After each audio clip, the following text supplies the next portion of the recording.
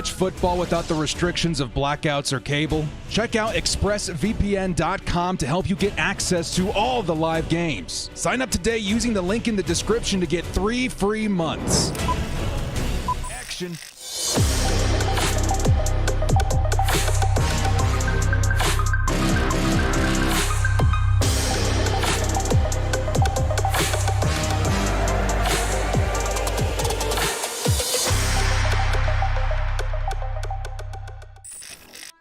Kia ora, brothers. It's the director, man. Hey, we got some dad brain on the stream today, dudes. Yeah, I tweeted this morning after sleeping literally the minimum amount to be functional that I wouldn't be coming on today. Little director, he's not sick or nothing. He's just a little punk sometimes. Last night he was up pretty late, so was dad, and the night before. So we're a little foggy brained out here today, man, but it's going to be a good time. I would have hated myself if I missed Justin Herbert's last rodeo of the 2021-2022 season. So we back for one more, dudes. One more in the chat. Good to see everybody back, man. Dude, we got to find a way to get back on the live streams during the off season too, man. We got Zelda fan, Richie Lloyd, Steve. So you guys are gonna hear me fumble a lot today, so bear with me. All right, we got Red, we got Boogalump, we got Hugo the Doorman, we got a lot of guys in here, man. Connor, Eddie, Jimbo, Yeet. We got a lot of people in here, man. Welcome back. Should be a good time, everybody. We got about 50 peeps in here today. It'll be a good one, man. Hey, good to see everybody. Yeah, Dad Brain Director today. Here we go.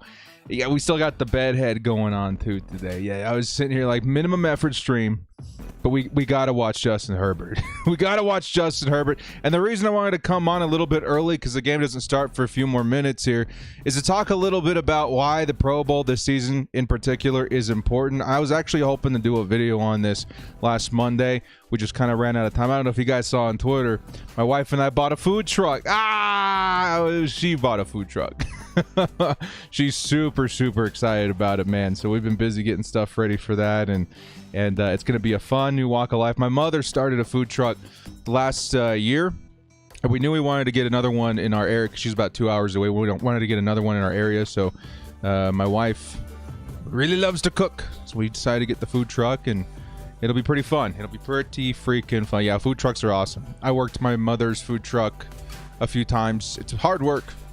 Very rewarding, though. Pretty fun stuff. Anyway, man, let's take a look. And yeah, everybody else that's asking about Little Director, he's fine. He's not sick. Sometimes kids, they just like to stay up late. They don't want to go to sleep. And he had a couple of those in a row. A couple nights in a row. Let's talk about the NFC AFC Pro Bowl roster, actually. This is why I wanted to come on here a little bit early and talk about why the Pro Bowl in particular is so important this season. I mean, obviously, the Chargers got a couple players in here, right? And it's really exciting to see Justin Herbert make his first Pro Bowl. We got Derwin James in there, too. Rashawn, Slater, Corey, Linsley. Of course, Joey Bosa and Keenan Allen made the roster, but they opted out just because of injury concern and stuff like that. Usually the vets, you can't blame them if they want to sit this game out, right? However, taking a look at this roster, we got an NFL offseason coming up here in a couple of weeks, huh? It's I think March 16th is when free agency officially opens. And we're about to get a preview of what Justin Herbert will look like with a couple of different pieces on offense, particularly a power back, Nick Chubb, Jonathan Taylor. That's a great sample size of what maybe his, offense would operate as if he had those particular power back archetype running backs. The big one that gets me really excited is Tyreek Hill catching balls from Justin Herbert. This is something that I think the Chargers coaching staff and fans and everybody's been waiting to see. Justin Herbert unleashing that big arm. Usually the Pro Bowl means nothing, which today it still does, but for the Chargers in particular, we're seeing archetypes of players matched up with Justin Herbert that we've been wanting in the past couple of years. Tyreek Hill being that speedster, dude. If we see a bomb or an H-bomb from Justin Herbert to Tyreek Hill, I think the coaching staff and the front office are going to have to double think what they're doing in this offseason, get themselves a super fast wide receiver out there on the field. We also got Stephon Diggs, couple of receiving options. Travis Kelce, Mark Andrews, again, giving the Chargers a nice sample size of what it would be like to have a solid tight end on the roster. Of course, he had a little bit of time with Hunter Henry, but if you get yourself a talent like Njoku or even the guy from the Patriots, O.J. Howard, I think that's something to consider as well. Also, take a look at what Justin Herbert looks like with the complete O-line. Of course, Corey Linsley being a familiar face, but you got other guys like Ryan Kelly, Orlando Brown that's going to be in there helping him spend a little bit more time in the pocket. Very small sample size, I understand, but one that's, I would say, important to see, and even a little bit in the Pro Bowl this year. On defense as well, Derwin James, the do-it-all defensive back, giving him a little bit of help out there might incentivize the Chargers to go after a nice corner. Denzel Ward, Tyrann Mathieu, these guys should match up very well together. Kenny Moore, Xavier Howard, who is on the Chargers list for maybe attempting a trade. J.C. Jackson, who's going to be a free agent this season. We can get a little sample size of him with Derwin James, as well as I think there was one more free agent. Forrest Buckner, Darius Leonard. It was right. Harold Landry. Harold Landry as well is one of those guys I have my eye on this offseason. So I don't know, man. I feel like we got ourselves a nice little preview of what Justin Herbert and the Chargers could look like with a little bit of a different roster. Again, the big one that I'm looking for today in particular is Justin Herbert unleashing the deep ball to Tyreek Hill. That is something that would get me so excited, because if I'm a Chargers head coach, I'm a Chargers GM, I look at that and I'm like, dude, we need it.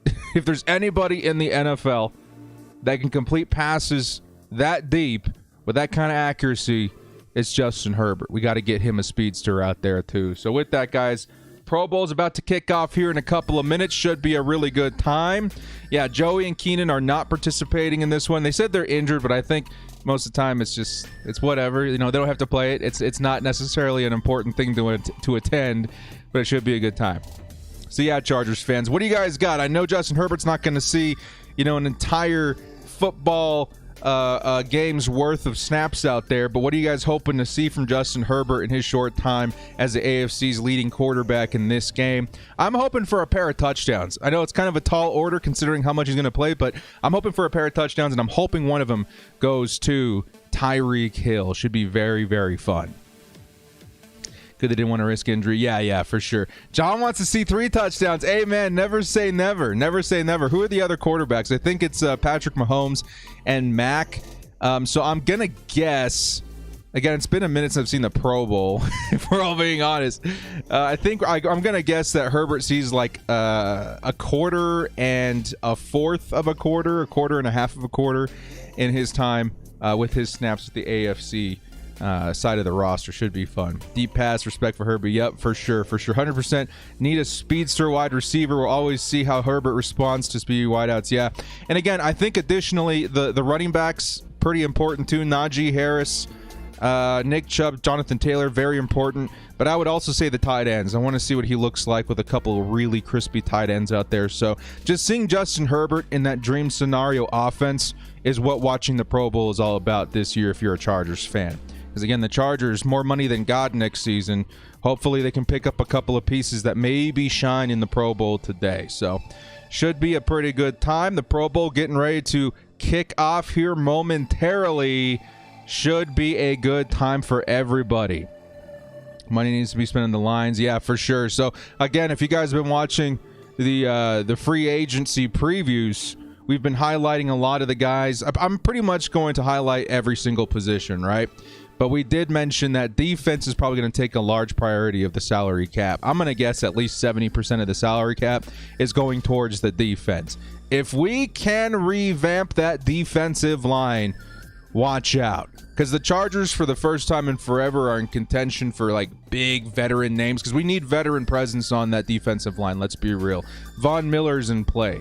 Chandler Jones is in play. Hasten Reddick, Calais Campbell, Justin Houston, those big names, maybe a little bit older, but we only need them for a couple of years. They are in play for the Chargers. And if you guys watch my defensive line edge and linebacker video, Von Miller is at the top of my list because he still has it as a pass rusher, but he was the highest graded run defender at the edge position as well when I was going over the free agents. So should be a pretty big offseason for the Bolts. Honey Badger to the Chargers. Yeah, man, who knows? Who knows?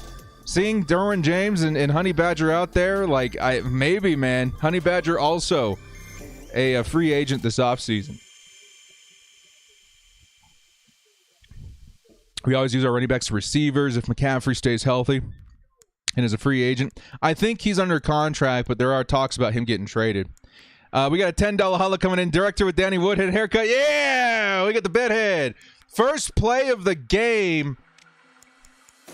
And the NFC has the ball, almost intercepted by the AFC. Max Crosby gets a hand up there and almost comes down with the pick himself. Just barely knocked out of his hands by an offensive lineman. First rule, thank you so much for the $10 holla, my friend. Really appreciate it. There it is. Appreciate it, my brother. Appreciate it. Danny Woodhead. Director with that Danny Woodhead haircut. Who knows? Maybe it'll stick. NFC on offense, 2nd and 10. There's Kyler Murray with the ball, slings it over top. It's going to be Jetta with the reception of 9 yards, covered up by number 9 of the AFC. You guys are going to have to help me out today. Number 9 of the AFC. Have to assume it's a linebacker from the Patriots. Maybe we'll take a look at this roster a couple of times too, right? Number 9 from the Patriots, I got to assume.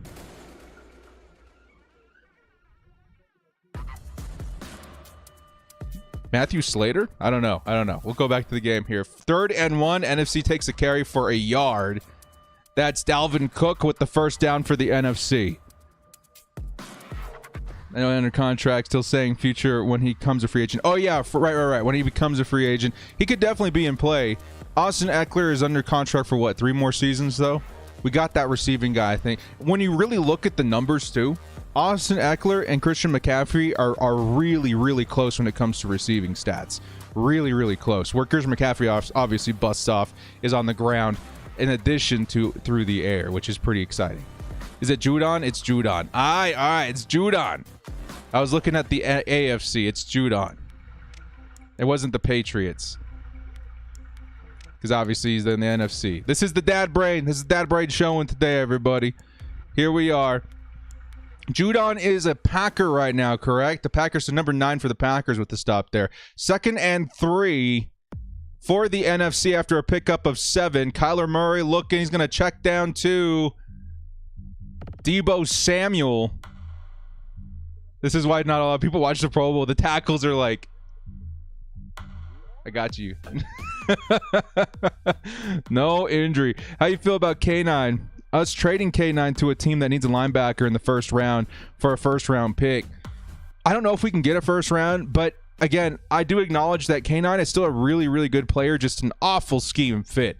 If we can get a 2nd or 3rd round, I'm gonna probably stick to 2nd round, then I think I'd be okay with it. Because he excels in other areas, just like Denzel Perryman with us last season. Not the greatest in coverage. We had to let him go. That's the same thing with K9. And Denzel Perryman's in the Pro Bowl right now, out there on the field. Here comes the NFC. It's a pick by number 63. I think that's Darius Leonard, the linebacker. He's going to take it all the way back for a touchdown. No! I want to see Justin Herbert. Darius Leonard with the pick 6. AFC up 6-0 at this point. Pick 6 by the linebacker, Kyler Murray. I was hoping he'd go down. I want to see Justin Herbert out there. Yeah, Darius Leonard. Big play.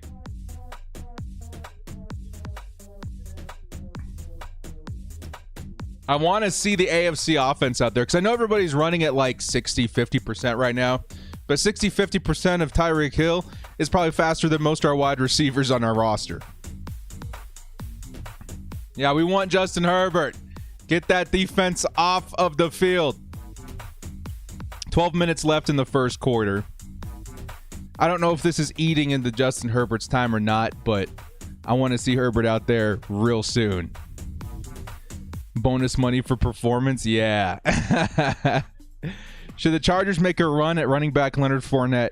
You know, in my personal opinion, I think the Chargers can get by with a cheaper running back. That's more of a power back because we want to feature Austin Eckler as much as possible, right? He's the guy under contract for a while. He's our number 1 back. He's very, very good. But I can see a world where Leonard Fournette is the guy that they want. They want that 1-2 punch that we saw with Melvin Gordon, Austin Eckler back in the day. So I wouldn't be opposed to it. But I also think for what the Chargers need, an Alex Collins, a Rashad Penny, right? I think those guys could also get the job done.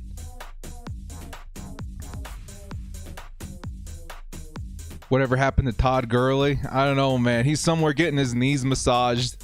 I don't know if he's ever coming back, which is crazy because I think he looked fine with his last season with the Falcons. Like, he scored something like 8 touchdowns on limited touches. You know what I mean?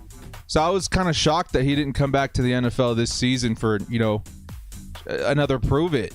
Because I think as long as his knees hold up, he's a fine running back. Top ramen noodles, yeah, for sure. For sure. Yeah, Melvin Gordon. Back when Melvin Gordon, Austin Eckler. Funny enough, you take a look at the stats. Austin Eckler, he's gotten a lot, he's still independently, a much better player than Melvin Gordon. But when they were together, Austin Eckler had his best season. Because, again, you have that rotation in which the Chargers could call in a running back that fits the situation a little bit better. And that's why I think the Chargers need a power back. Not necessarily somebody expensive, maybe a $1 mil, $1.5 mil, $2 mil top running back per season, just because they're going to get limited carries in short yardage situations, in my opinion. What's up, Morthenian? How's it going, man? Miss the Madden content? Yeah, dude. I feel like once my son gets a little bit older, because if you guys didn't know, he's mildly autistic, so he requires a lot of attention. When he's a little bit older and a little bit more independent, I think I'll have more time to do more content. You know what I mean? So for now, we're going to focus, and this is like the core of what I want to do on YouTube is Chargers anyway. So we're doing what we love, right? But when I get a little bit more time, I got other projects I want to do.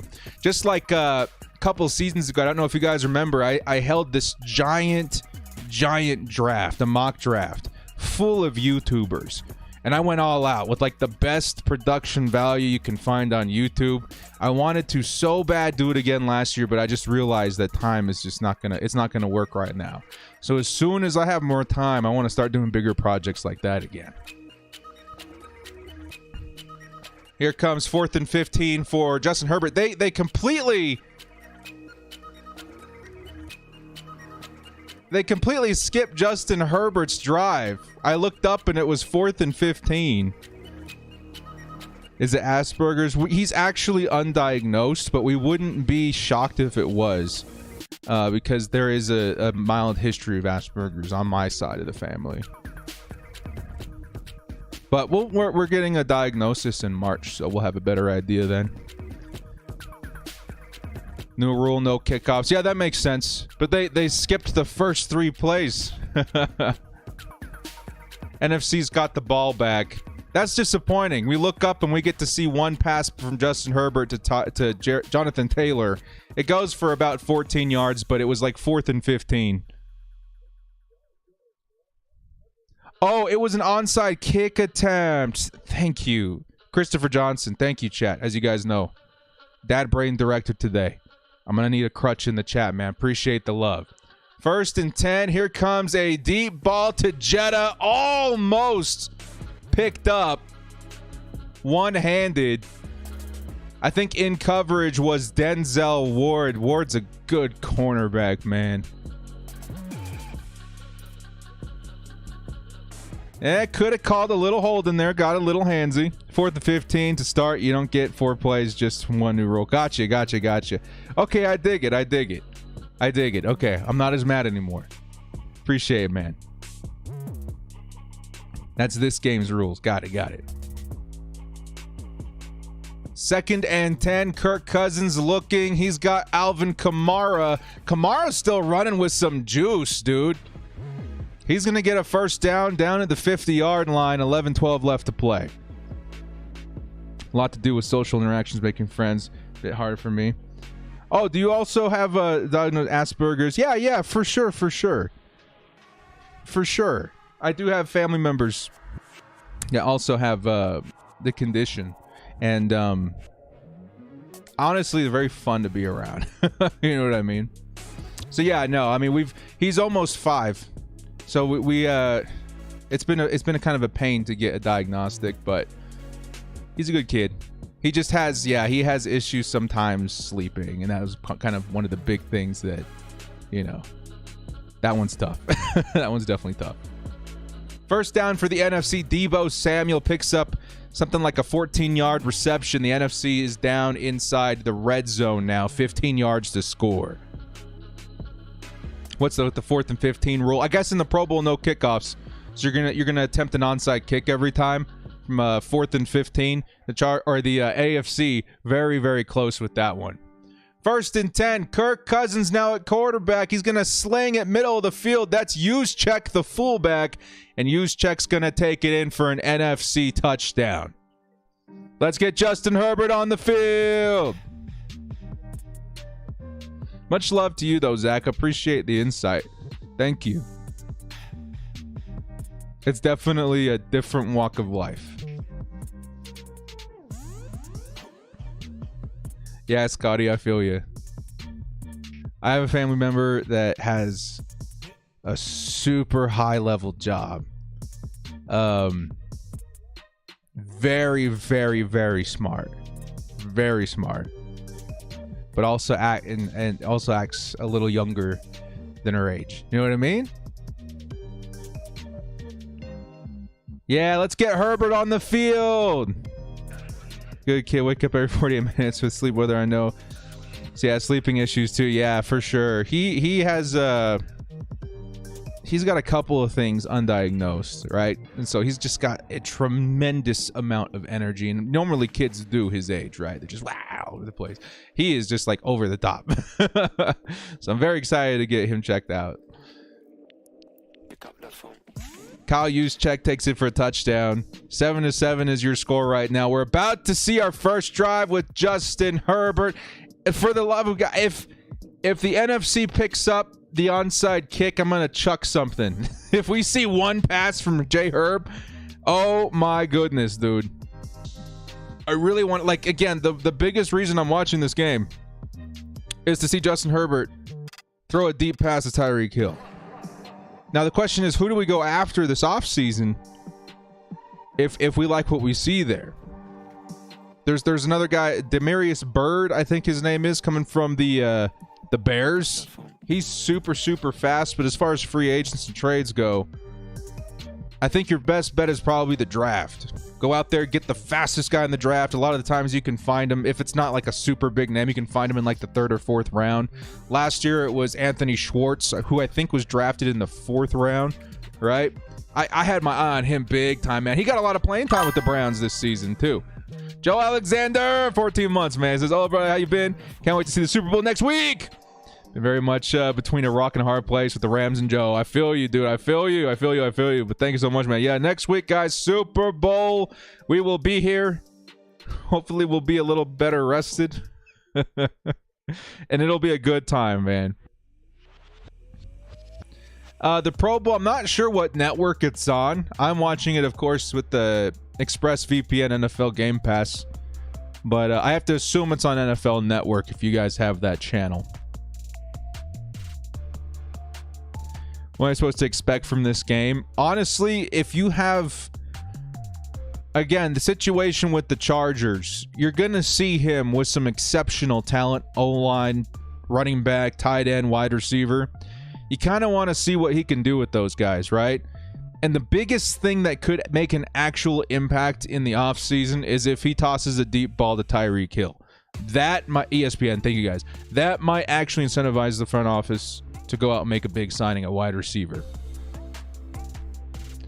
Devin Lloyd with the first pick. I wouldn't hate it. I mean, the Chargers at linebacker right now, they could use depth, but I really like Drew Tranquill and Kaiser White. But, I mean, yeah, I mean, obviously, anybody that gets away with Devin Lloyd's going to be super excited. Watch game live. Yeah. 4th and 15. Here comes the onside for Kirk Cousins in the NFC. He's trying to run. He's going to sling it way deep. And that's intercepted by number 31, Jeffrey Simmons of the Tennessee Titans. He's going to take it back to the 50, the 40. NFC, take him down, please. He's going to pitch it back to the Colts, number 23, who's going to go out of bounds inside the 15, and Justin Herbert and the AFC are going to take the ball and the offense from the 15-yard line. This game, let Justin Herbert sling it from the 50.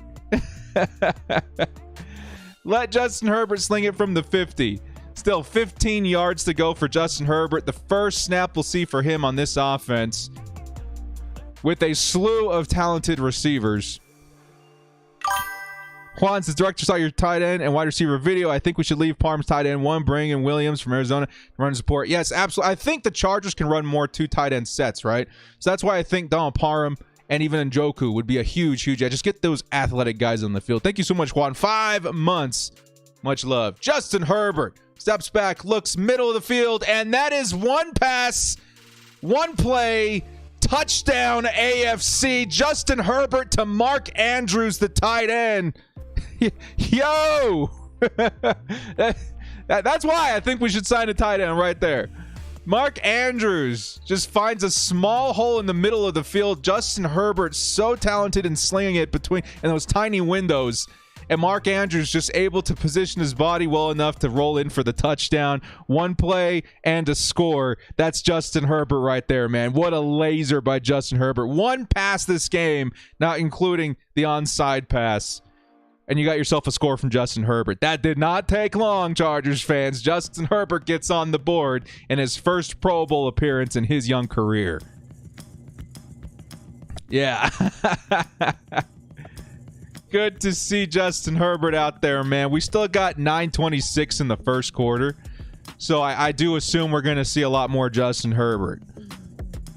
Do you guys remember if they play quarters or if they rotate him in and out the whole game? Can we please get Mark Andrews? I know, dude. I think Mark Andrews is a big reason why I won our fantasy league this season too, right? He had some crazy games down the stretch in the playoffs. As we're watching the Pro Bowl, guys, let me know some of your preferences as far as off-season pickups. I just saw a good one out here from Mono SB, who says, would love Marquis Goodwin on the Chargers. Goodwin, dude, he's pretty old, but that dude's fast. That's a perfect kind of like veteran signing you would want to see for the team, right? Someone that's there pretty short term, but offers the team something they need right now. And that's kind of the point of veteran signings. Sure, you want those guys in the locker room, help get the chemistry and everybody up to speed. But at the same time, you want somebody whose contract's not going to be crazy, that offers something you specifically need on the team. That's why I'm really excited about guys like Von Miller this offseason. The Chargers need run help and they need pass rush, and he offers both. Marquis Goodwin would be a nice signing because he is fast. Definitely has lost a step. He's like 30-something now, but he's still one of the faster wide receivers in the league, so it's one that definitely makes sense. Rashawn, Donald Parham. Yeah, I think that's also a big one too. And Donald Parham's not going to be expensive. We're talking like $1 million, $2 million bucks. He's gonna be super cheap. He needs to stay on the team. And honestly, again, if the Chargers forego David Njoku or OJ Howard or whatever in favor of Donald Parham, I'm totally down for that. I think Donald Parham, he's ready to take the tight end one role. But at the same time, I think there's indicators in the NFL, right? These little patterns that you see. I think the Chargers specifically took Jared Cook this last season because they needed a one-year guy, because the free agent class of tight ends this year in 2022, much better than it was last year in terms of value. Hunter Henry, Jonnu Smith, those guys were way overpriced. In terms of value, Njoku's going to be cheap. OJ Howard's going to be cheap. And they fit what the Chargers want to do. So I feel like the Chargers are going to sign a tight end, but I still want to see Donald Parham more involved this year. Zeph with the $2 says, what's the Donald Parham situation? I want him back. Yeah, he's a free agent right now, but I do think the Chargers are going to re-sign him. It is a little up in the air, though, because, again, the free agent class of free agency this season is super strong at the position. Xavier Howard would likely cost like a first-round pick or a couple of second-round picks, right? He's going to be expensive, but I would be down for that. You pair him up with Derwin and those other guys in there on that defense, that would be absolutely stellar 4th and 15, Patrick Mahomes on the onside attempt. He's going to sling it downfield, and it's off target for Travis Kelce. And here comes the NFC with their next offensive possession. Yeah, I like Xavier Howard, man. That would be sick. Frank Clark and Tyrann Mathieu are free agents. Frank Clark would be okay, right? I kind of want to, like, if we're going to go all out for a pass rusher, I want a big name, right? And this is why it's a little complicated in bringing back Uchenna Nwosu, because he's pricey. He's pricey because he's like a high value 2, a low value 1, right? He's got the stuff, but I think the Chargers need like a guy on the other side of Joey Bosa. So that's why I feel like bring in a very talented. There is a world where you can keep Uchenna Nwosu and then sign a lower tier guy like Justin Houston, right? Or Calais Campbell, some one of those guys on like a 1-year deal. Campbell more of a 3-4 defensive end, but still, right? You want somebody to mix in there. Russell Wilson getting the ball at the 25-yard line. And it's going to be received by James Conner, his teammate in Arizona. Or dad brain again. I was thinking Kyler Murray. There's James Conner, who had a great year in Arizona. No matter, just a matter of 2 years or so, Vegas become Mecca for sports fans. Yeah, Vegas is cool, man. I hate that the Raiders took it over, but you know, I used to take visits there all the time. It's about a 4-hour drive, right? It's cool. Here comes Russell Wilson, 2nd and 8. He's looking for a target. He's going to pick one up the middle, and that's CeeDee Lamb with the reception. It'll be 1st down and 10 to score. How do you feel about A-Rod might going to the Broncos? I made a video about this last season and the implications that would have to the division and even the conference. I might do an update on that, because again, things have changed, especially in consideration of how strong the AFC West is this season versus last season. Last season, people were wondering if Justin Herbert was for real. This season, he proved it.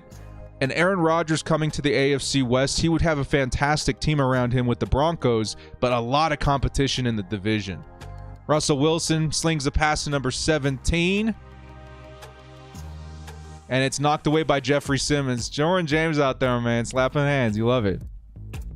But I might do an update on that, because Aaron Rodgers, if he does come to the Broncos, oof, this will be the toughest division I can remember seeing in a long time, right? The NFC West is pretty tough, but I think the AFC West would by far be the toughest one to get out. Director, in the draft, what if we got Jordan Davis, but instead got his teammate Devontae Wyatt? Instead, imagine our scenario, we get both. It could be possible. There's Juszczyk. Almost getting another touchdown, 3rd and goal coming up. Why is it too? It's the Pro Bowl. Nobody wants to get injured. I know. I'm watching the same thing you guys are right now. Is Brady coming back? No, he's retiring. Yeah, he's done. But yeah, that'd be pretty sick. Awesome. At Jordan Davis, a lot of people are like skeptical about taking him at 17, which I totally understand. There's other names there that are super exciting as well, but for what he would offer the Chargers, the guy looks like Vince Wilfork reincarnate, right? That's what the Chargers need desperately. That would be huge. Russell Wilson looking, fires it off to the side of the end zone and dropped by Jetta. Dude, that dude Denzel Ward, man, he's a good cornerback, dude. That is a good cornerback. That's 2 targets to Jetta, knocked away by Denzel Ward. Nice plays.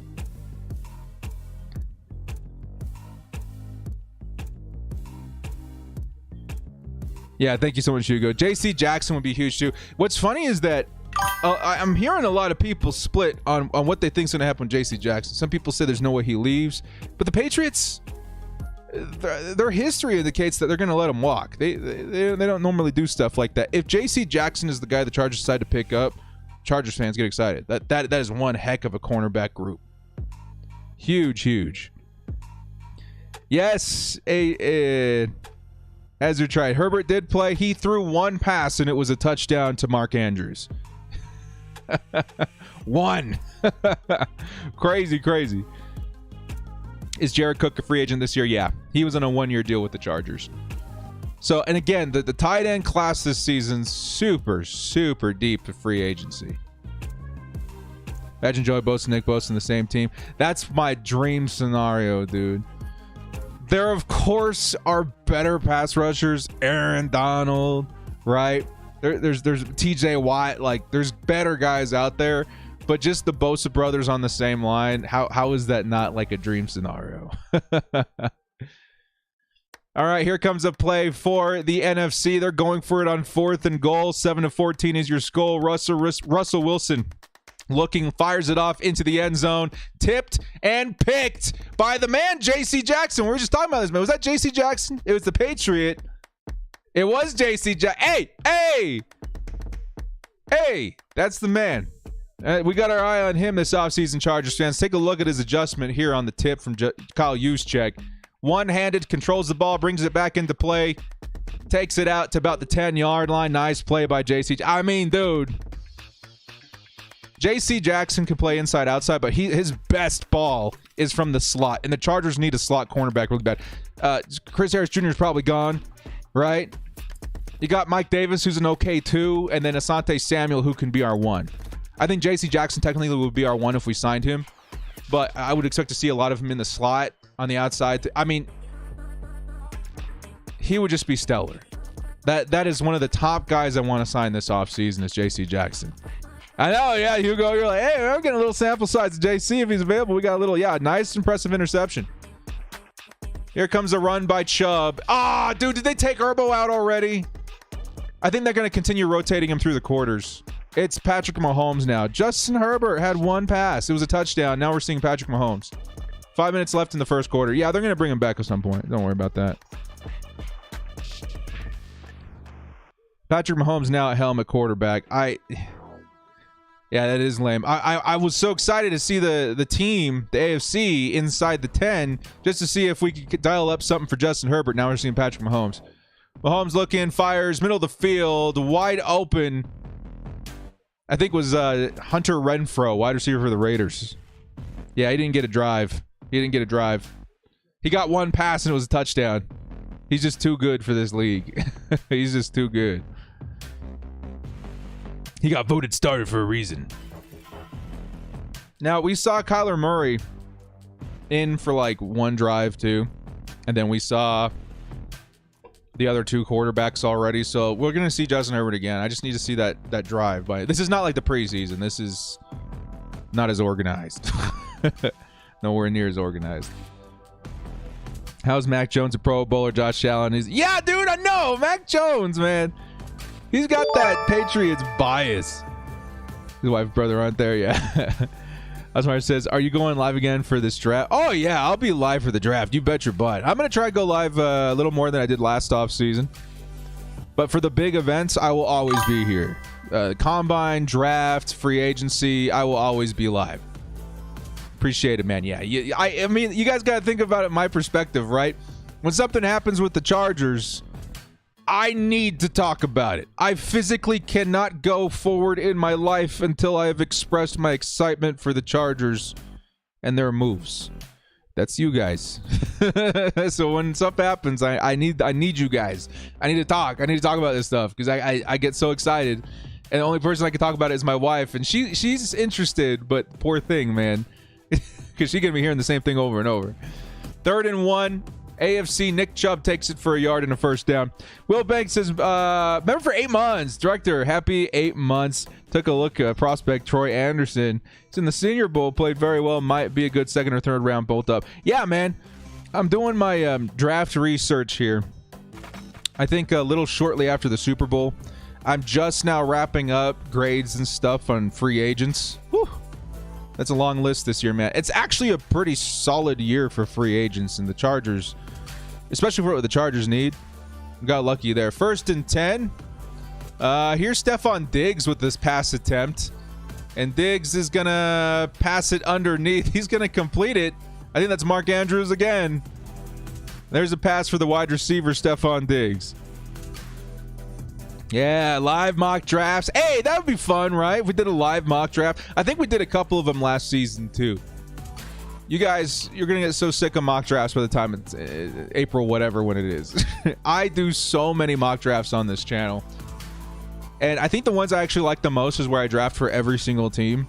Because it's interesting getting to know all teams' needs and who they're targeting at certain positions. Gives you a better idea of what's actually going to happen. Patrick Mahomes going to sling it deep. Nobody home. Kind of looks like that last quarter where he played us in the game that they lost. Yeah. Give us Justin Herbert. What's sad is that after this drive, we're probably going to see Mac Jones. Bring back Justin Herbert. It's like they want to hit him, but they know they can't. It's basically two-touch football, right? Like that's it. No one's getting tackled today. How the Bengals make it to the Super Bowl? Honestly, dudes, and this is again something that we're going to cover. Here comes a carry by Najee Harris. It's going to go for nothing. Third down coming up. Crap, what was I going to say? Oh, the Bengals, dude. Their formula is something you want to watch for because it's kind of in the middle of like the Rams and the Chargers. Right? They made a lot of moves this offseason. They spent some money fixing their defense, right? What they did last season is something we want to pay attention to because that's the kind of formula the Chargers want to follow right there. Patrick Mahomes on 3rd and 12. He's going to sling it to the sideline, and it's going to be dropped by Stephon Diggs. 4th and 12 coming up for the AFC. What's wrong with Patrick Mahomes, man? That was a drop. That was definitely a drop. But man, oh man. He's tossing it to air. To nothing. Just send all the backups from every team to the Pro Bowl next time. For real, though. They said something. I heard some year that the Pro Bowl should be where you send the 2 worst teams and whoever wins the game gets the first pick in the draft. How fun would that be? Here's an interception by Patrick Mahomes. Antoine Winfield is going to 6 it looks like. Unless the big man can catch him. No, Antoine Winfield. That's a Patrick Mahomes pick 6. Yeah! That sucks for the FC, but yeah! Hey! Patrick, what are you doing, man? Justin Herbert and this defense doing all the work, and you get one drive, and you're going to give it back the other way, give him a tie game? Come on, Mahomes. Who is he targeting? Hunter Renfrow? And he threw it inside, and Renfrow was out. He turned outside. Why? Get Mahomes out of there, man. Let's get Herbert back. Yeah, he threw it inside, and Renfrow was waiting for the ball on the outside, on the sidelines. Yeah, put Herbert back in. Don't blame Mahomes. The defender was wide open. yeah, man. Detroit versus Jacksonville Pro Bowl. How sick would that be, though, man? Winner takes the first round pick. That would be good TV, right? That would be good TV. Maybe they don't care. Like, they're like, we're going to get our guy no matter what, whatever. But I think giving them something to play for, a little more quality football, that'd be nice. Here comes the 2-point conversion. It's going to be incomplete. Intended target was Mike Evans, and guess who's in coverage again? J.C. Jackson.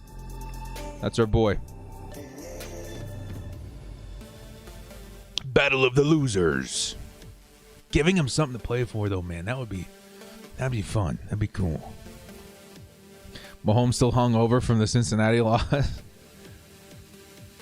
What if we got Mike Boyette in here? Remember, for 13 months as thanks director for this community, and I'm pumped for the moves to be made this offseason. Hey, bolt up, Mike. Bolt up, dude.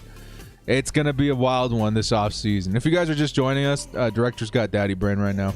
2 hours of sleep last night. I think like 3.5 the night before. I'm seeing things. But we're kind of all here hanging out while the Pro Bowl's playing. We want to see if we can get a Justin Herbert H-bomb to Tyreek Hill to kind of force the front office to go after a speedster, please. It makes no sense to me why we don't have a quality speedster in the lineup. I would say Guyton's okay, but it was so stupid that they let go of Tyron Johnson. Why let go of Ty, dude? When those two were on the roster, how many deep shots did we see last season converted for touchdowns even? We need another one. Keep Guyton. I like Guyton, but we need a guy. We need a burner. It doesn't even have to be like a super big name. Marquez Valdez-Scantling would be perfect. I mean, he's got hands problems, which I would go nuts if I saw any more additional drops, but he's got the speed. Patriots are short in cornerbacks already. They're not letting go of J.C. Jackson. That's what I was saying earlier. I've heard both. I've heard that they need him. They're not going to let him go. And I've also heard that they don't want to pay him. So we'll see, right? If he does hit the market, then he's one of my top targets if I'm a Chargers fan, right? Right? I'm a Chargers fan. If he does hit the open, then I'm going after him. But again, Patriots could definitely keep him, but I'm hearing both. So I'll have to wait and see what they do. Someone with speed and hands, don't need more drops. Yeah, that's what I'm saying, Ricky. Like, there's got to be a guy out there that's not like the best route runner, right? But he's got speed. Anthony Schwartz would have been so perfect. Of course, I think we would have had to forego McKitty. And I like McKitty. I would hate to see him leave. But if we got Schwartz instead of McKitty, we would have had two. We'd have had the fastest wide receiver in the draft last season and Jalen Guyton. You mix those guys in for that deep ball. Run more 5 wide. That's what I'm saying. Xavier, if only that were true. You mean Xavier Howard? Talked a little bit about him. He posted an ominous tweet on his last game that he might be available for trade. Who knows? Here comes a AFC turnover. Myles Garrett comes up with the interception on the tip pass, and Myles Garrett going to take it in for the touchdown. AFC defense is disgusting. Wow. Kirk Cousins batted away from his hands, and Myles Garrett goes in there for the touchdown, the pick 6. Yikes. It looks more, I guess it's a fumble recovery because it comes out of his hand, but is his hand moving forward? It is moving forward. So that's technically an interception. I think that's technically an interception. That's great. That's cool. Unrealistic, but Gabriel Davis would be nice. Yeah, he's a solid choice too, man. If the Chargers want to go big, go trade for Calvin Ridley. Remember when we weren't all too sure about Tyreek Hill? Like when he first came into the league, we're like, he's really good, but does he do anything but run straight? And then all of a sudden we're like, wow, this guy's like one of the best wide receivers in the league. Calvin Ridley to the Chargers would probably carry that status. Like just the amount of talent and speed paired with Herbert would be disgusting. Mac Jones in at quarterback for the 2-point conversion. He's going to hit Deontay Johnson, and that's going to be a 2-point. 22-13 is your score.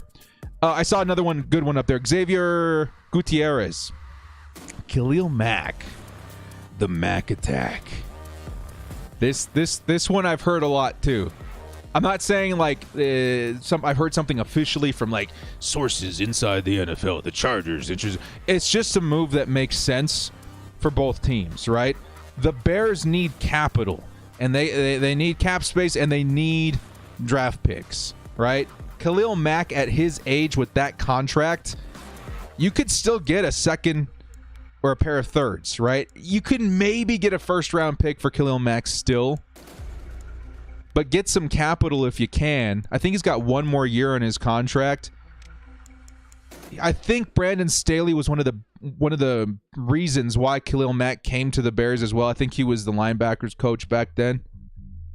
And he knows Khalil Mack really well. You pair Khalil Mack with Joey Bosa. The thing with pass rushers, when you have quality pass rushers, it can actually elevate or seemingly elevate the play of your cornerbacks. Not because the cornerbacks are amazing, but because you're seeing a lot more throws under pressure. Here comes an NFC pick. via Mac Jones. Mac Jones threw an interception to Trevon Diggs, and the ball's getting fumbled and bubbled around. It's back to Trevon Diggs after getting thrown back and forth. Now it's a strip fumble by Travis Kelce, recovered by the NFC. So far, every AFC quarterback not named Justin Herbert has thrown an interception.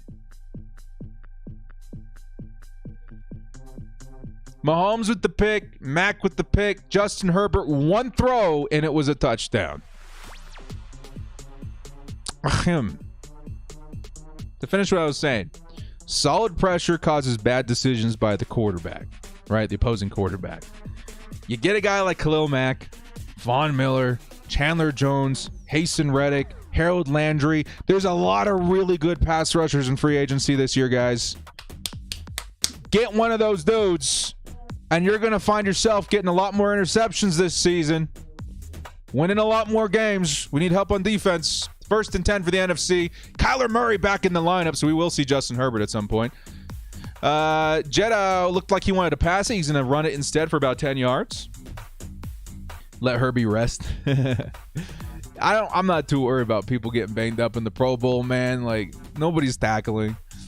I just want to see Justin Herbert with a fast wide receiver like Tyreek. Just for a couple of drives, man. Just let me see what he got. Let me see that speed. Come on. We already saw what he looks like with a solid tight end. Threaded the needle. Tight end went in and grabbed it, hugged that sucker, rolled into the end zone. Touchdown.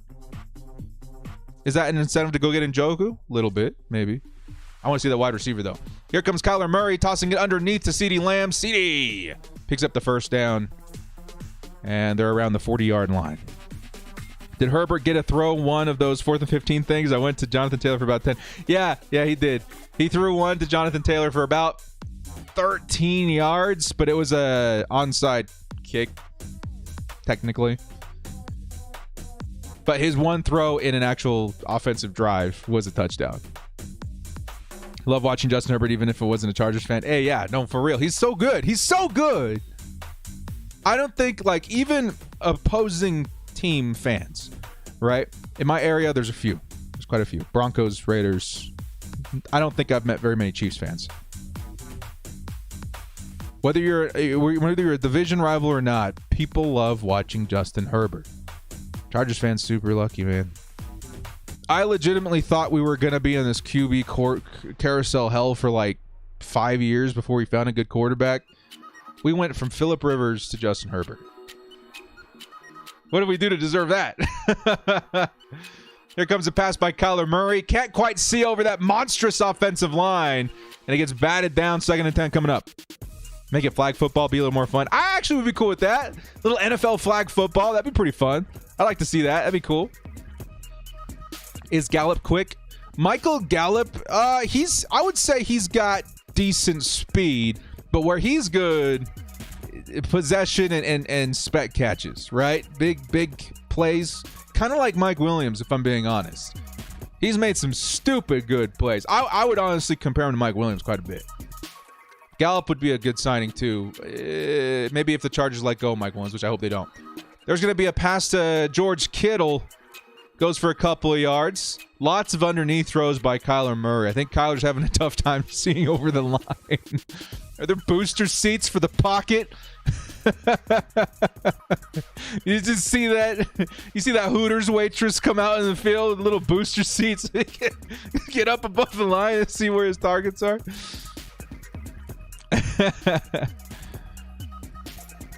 We're not waste Herbert like Rivers. No, I think this team, the roster construction is already much different than I've seen. Should take a chance on Will Fuller. I would be excited if we signed him, but I would also be really worried he's going to get hurt. But he's exactly the kind of receiver we need. Here comes Kyler Murray. Again, can't get over the offensive line, the defensive line. I think 2 of his 3 pass attempts were batted at the line of scrimmage. Oh, that makes me wonder what the offensive line looks like in Arizona. Are they all like 6'1", 6'2" guys? Because now you're looking at the NFC Pro Bowlers. These guys are like 6'5" to 6'7". They're huge. I think this is really throwing Kyler off, man. He looks like a little league player. Yeah, he's a great player, man. Don't get me wrong. I'm not knocking him or nothing, but it's just I think that's legitimately what's happening right now. Look up, Kyler. Float it, man. You got to get some touch in that ball over those big boys. He's looking, scrambling, firing, end zone, and coming up with the catches, Mike Evans. Right over the head of the defender. Touchdown NFC. Good on you, Kyle. You got to get that touch on there, dude. You got to get that arch on there, man. He did it. Mike Evans comes down with the touchdown. Who likes the Cardinals? I like the Cardinals. I think they're cool, man. Like, if I had to pick an NFC team, I love the Cardinals. I think it's because I really, really loved Larry Fitzgerald when he was playing. Like, he was one of my favorite players in the league. I think he was the classiest dude. I felt like he was the Buddha of the NFL. The guy was so wise and so kind. He kind of reminded me a little bit of our guy like that, Junior Seau. It just felt like he was such a good person, right? And so and he was insanely talented too. So I guess that's why I kind of like the Cardinals. Here comes the 2-point conversion by Kyler Murray. He's looking. Get that ball up, dude. And there's a nice high throw to CeeDee Lamb for the 2 points. We got a 21-22 score. Do you think Ridley plays again? Yes. I don't think Ridley's done with football. I think he's done with the Falcons, right? That 100 million % is my opinion. And this is exactly the kind of opportunities like that I like to jump at, right? You got a player, a first-round pick, a top 10 wide receiver, in my opinion, that doesn't want to play for his team anymore. You know what that does? Huh? That lowers the asking price. That makes you would be adopting the last year of his rookie contract. You got no cap concerns in 2021. Yeah, for 2022. But if you want to make some big moves 2021, man, if you want a little bit of time to figure out how you're going to pay the man next season, go ahead and send him a second-round pick. I think you could honestly get him for a third and change. That's what you do when a player wants out of their situation. That's why the DeAndre Hopkins trade looks so crazy. I would be super down for that. And Calvin Ridley's the only big-name wide receiver that I think the Chargers could add while also keeping Mike Williams. That's why I'm such a big fan of that. Perriman got Mossy. That's why he's not on the Chargers anymore, man. He wasn't good in coverage.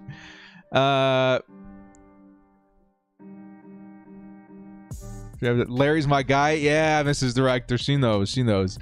Fitzgerald like Seau and Gates. It's classic. Yeah, Gates too, man. Like, you got to respect those dudes. They got everything, man. Like, they're the best in the world at what they do, and they're still humble, right? And they still give out that energy of just like positivity and wisdom. Like, those kinds of stories, dude, like, I gravitate towards them pretty heavily in the NFL because football is such a good life principle, like, lesson for a young mind, and a lot of guys, when they get into those lifestyles of being rich and famous, they lose themselves. And then every once in a while you see guys like Larry Fitzgerald and Antonio Gates and Junior Seau that just, right? And Junior Seau, we know his story, right? That had more to do with a condition, and even in the end, man, he wanted to make sure that he was doing the right thing, make sure that became more of brought more awareness to that condition. It's just, and I don't know, I like stories like that. There's football sometimes bigger than what's on the field. I do appreciate that. Mrs. Director in the chat. Yeah, congrats on the food truck. Everyone said congrats on the food truck, babe. Do you think we would have won against the Raiders if we had Ibushi and Bulaga? Yeah, I think that game, it came down to Max Crosby versus the line. Crosby's a good player. If we had Bulaga, if we had Ibushi, I think we win that game. That's why we got to get some quality backups. Here comes the NFC on the 4th and 15 try. Almost intercepted by Xavier Howard. In and out of his hands.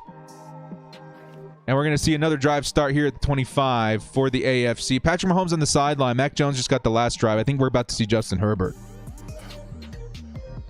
Chargers would have made the playoffs if Staley hadn't taken the timeout. It's a possibility. I think the Raiders are just giving us crap when they say that, oh, yeah, we're going to go for it if he didn't call the timeout. It is what it is. It's fine, right? Justin Herbert's time is coming. And as well is in this game, too. Rip Junior Seau and his brother. Yeah. No, Mac Jones still in at quarterback, what I'm seeing right here.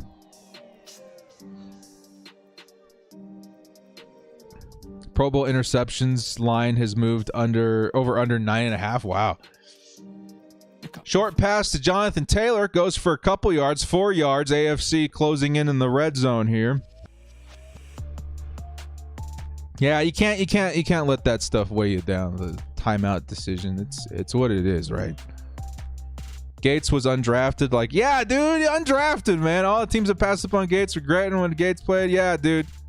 Gates was just so good. I cannot imagine how he slipped through the cracks. Like, even with Austin Eckler, the scouts aren't doing their jobs if these guys continue not to get drafted. You're going to see a first down carry by Jonathan Taylor for the AFC, closing in the red zone inside the 20. If Mac Jones in for the rest of the game, I'm shutting off. I think me too. I need to see some Justin Herbert in here, man. We still got 9 minutes in the second quarter. This almost feels like a chore. I'm glad to be in the same room with all you solid dudes, though, talking a little bit of offseason. If we had Herbert in 2018-19, we would have had a Lombardi. Maybe. Herbert or Rivers was still, like, okay back then. He wasn't in his prime, but the Chargers, they really went in and they gave Rivers what he wanted. He wanted a receiver. They couldn't afford the O-line, but they got what they could. Now we got the O-line. We got the quarterback. I think the O-line has a lot to do with it, man. Having a good O-line. I'm a little concerned about what the Chargers do at right tackle this season. What do you guys think? Because there is the speculation that we keep logging and just hope that he plays this season. I wouldn't do that. I would free up that money and get somebody that maybe isn't as good but is more available. Got to get a right tackle. Here comes a pass to the sideline to Tyreek Hill. No! I want to see Herbert to Tyreek Hill, not Mac to Tyreek Hill. Come on. 3rd and 4 coming up.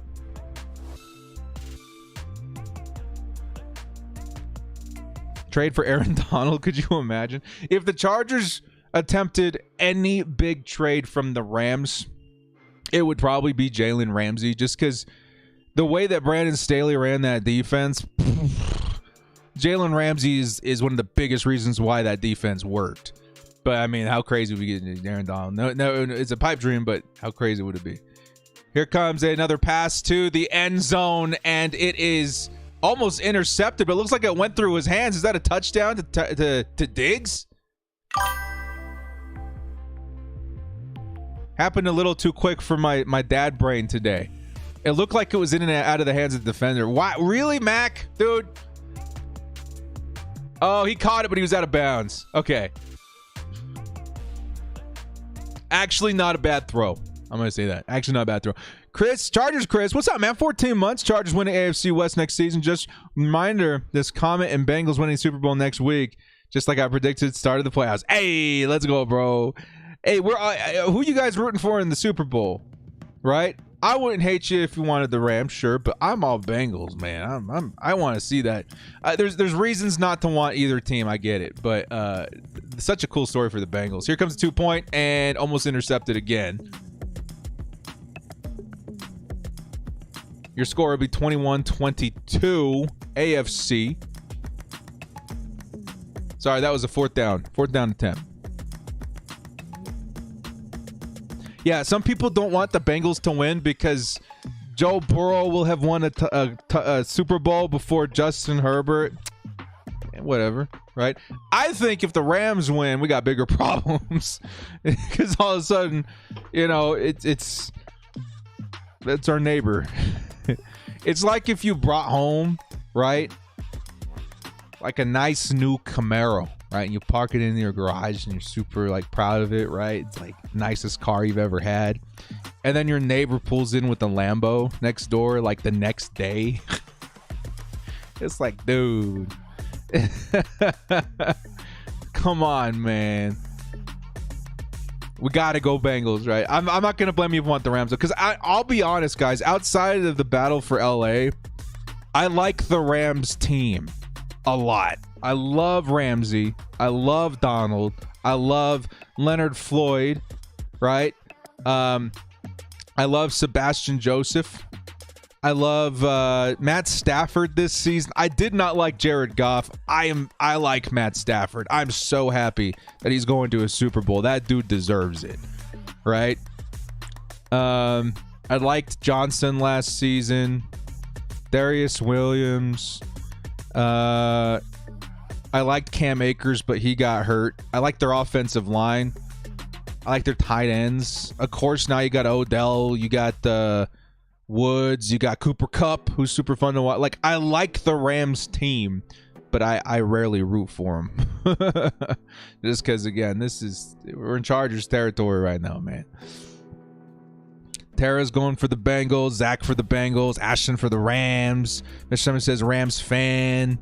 Rams, Herbert needs to win it first. That's what sucks, is that, like, if the Rams win it, they're the first LA team to win the Super Bowl in this era. And if the Bengals win, then the Joe Burrow wins it before Justin Herbert. So it's lose-lose. If I'm looking at that situation, I just want to be happy for Bengals fans, man. Those guys, can you imagine 31 years without winning a playoff game? You have to be a special kind of fan to stick around for that, dude. Even through the good days like Ocho Cinco and junk, like, yeah, those are cool years for the Bengals, but no playoff wins? Yo! I'm rooting for the Bengals, man. Rams Waddle deserves a ring. How cool would that be? Eric Weddle gets his ring finally coming out of retirement. Rams. Kitty does go meow. Kitty goes meow. Yeah, it does. Better chance of Rams breaking up if they win. Sometimes you could say that, but their cap space is already kind of a mess. So, like, you're going to see something happen regardless if they win or not. 1st and 10 for the NFC. Here comes Russell Wilson with a deep shot, and it's intercepted by Derwin James. Derwin James has got the pick, and the AFC has got the ball back. 33's in the chat. Derwin James pick. Justin Herbert touchdown. Let's go, baby. Derwin playing free safety out there, man. Playing the opposite side he normally does. That was hot. That was nice. Just proof that Derwin can do it all from wherever he's out on the field. Let's go, dude. Derwin James with the big play. Every time this kid goes meow. Yes, sir. 33's in the chat. Let's go, Derwin. Chargers showing up. We'll keep an eye on the offensive line too, man. Look for some good blocks. But you're not really seeing that kind of effort today. So we're about to see Justin Herbert back on the field, though. Yeah, Justin Herbert back on the field. Justin Herbert passes underneath, and we're looking at number 13, Hunter Renfrow, with a pickup of about 4. Zach, remember for 5 months. Thank you so much, man. Yeah, 33's in the chat. Now 3. Yeah, by the way, guys, if you didn't know, Derwin James changed his number to 3. So next season will be number 3. Justin Herbert back on the field. We are looking for the deep bomb. Remember, guys, if Justin Herbert completes a big pass to a guy like Tyreek Hill, it will be all the proof in the world that you need to get him a speedy wide receiver this offseason. Justin Herbert. Looking. Herbert fires it to the sideline. Who is that? That's Mark Andrews again, man. Mark Andrews takes it all the way down to the 10-yard line. 2 of 3 Justin Herbert's passes have been to Mark Andrews, 1 for a touchdown. Do the Chargers need a tight end?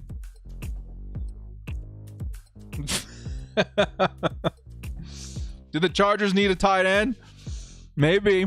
I think so. Was Mark Andrews hiding behind something? He was so open. He was open. He was just right there, man. You get a nice tight end. Like, imagine Antonio Gates with Justin Herbert, bro. Oh my God, it'd be so cool. 1st and 10, Herbert. He's going to pitch it to Najee Harris. Harris going to take it to around the 7-yard line. It'll be 2nd and 5 coming up. You think Herbert is reading the field better than the other quarterbacks? Herbert's the only quarterback that hasn't thrown an interception so far. That's a good sign, right? I think he might be, dude. He's got the talent out there. I think he's having a good time out there, man. I don't know. I think he is. So far, he's the best looking quarterback in this AFC roster. QB1 of the AFC for a reason, huh? 2nd and 5 coming up for Justin Herbert. Outside is Hunter Renfrow.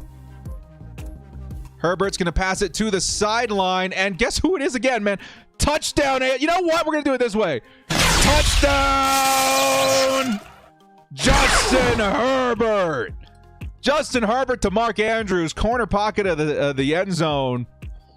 And that's another 6 for Justin Herbert. 2 touchdowns in the Pro Bowl.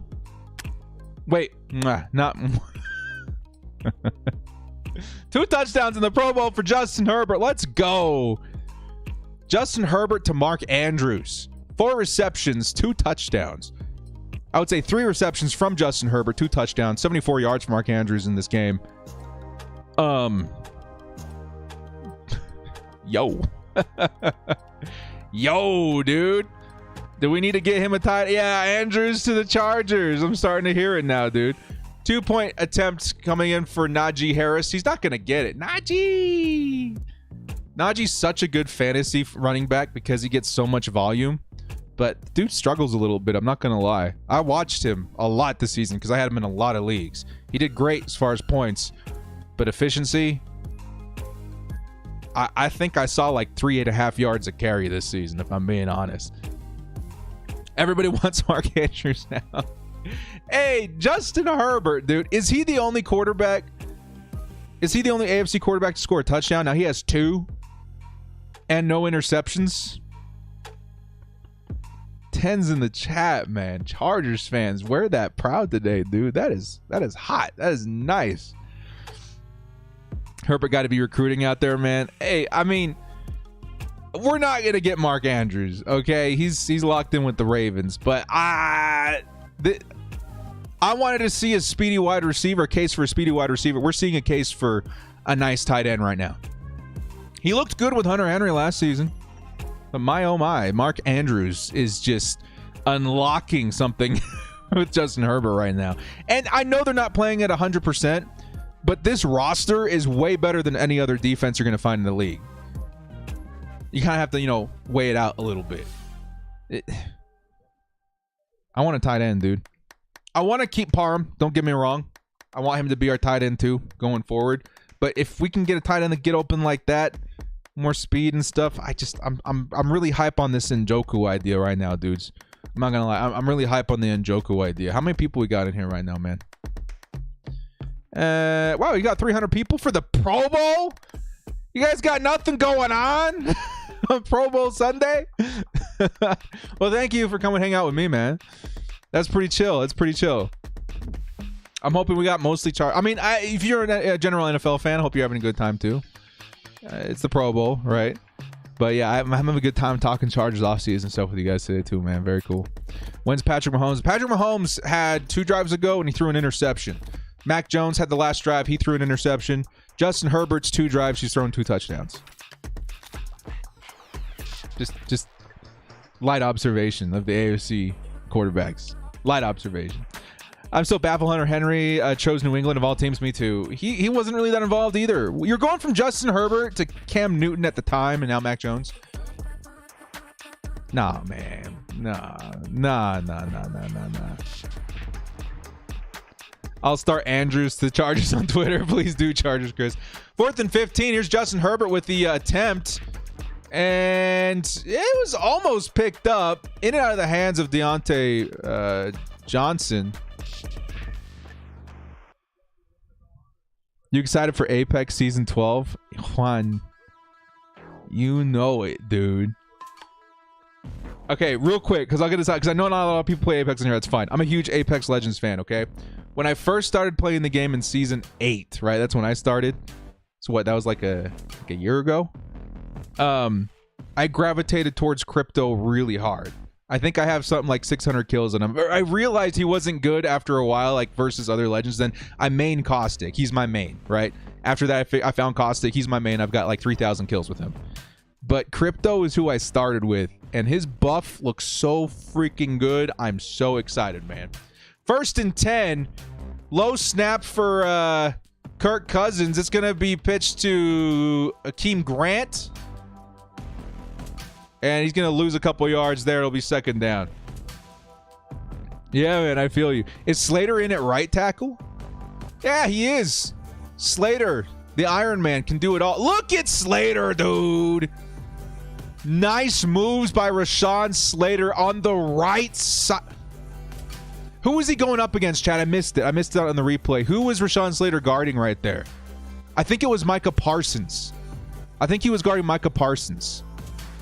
And he just moved that man on the right side. Dude.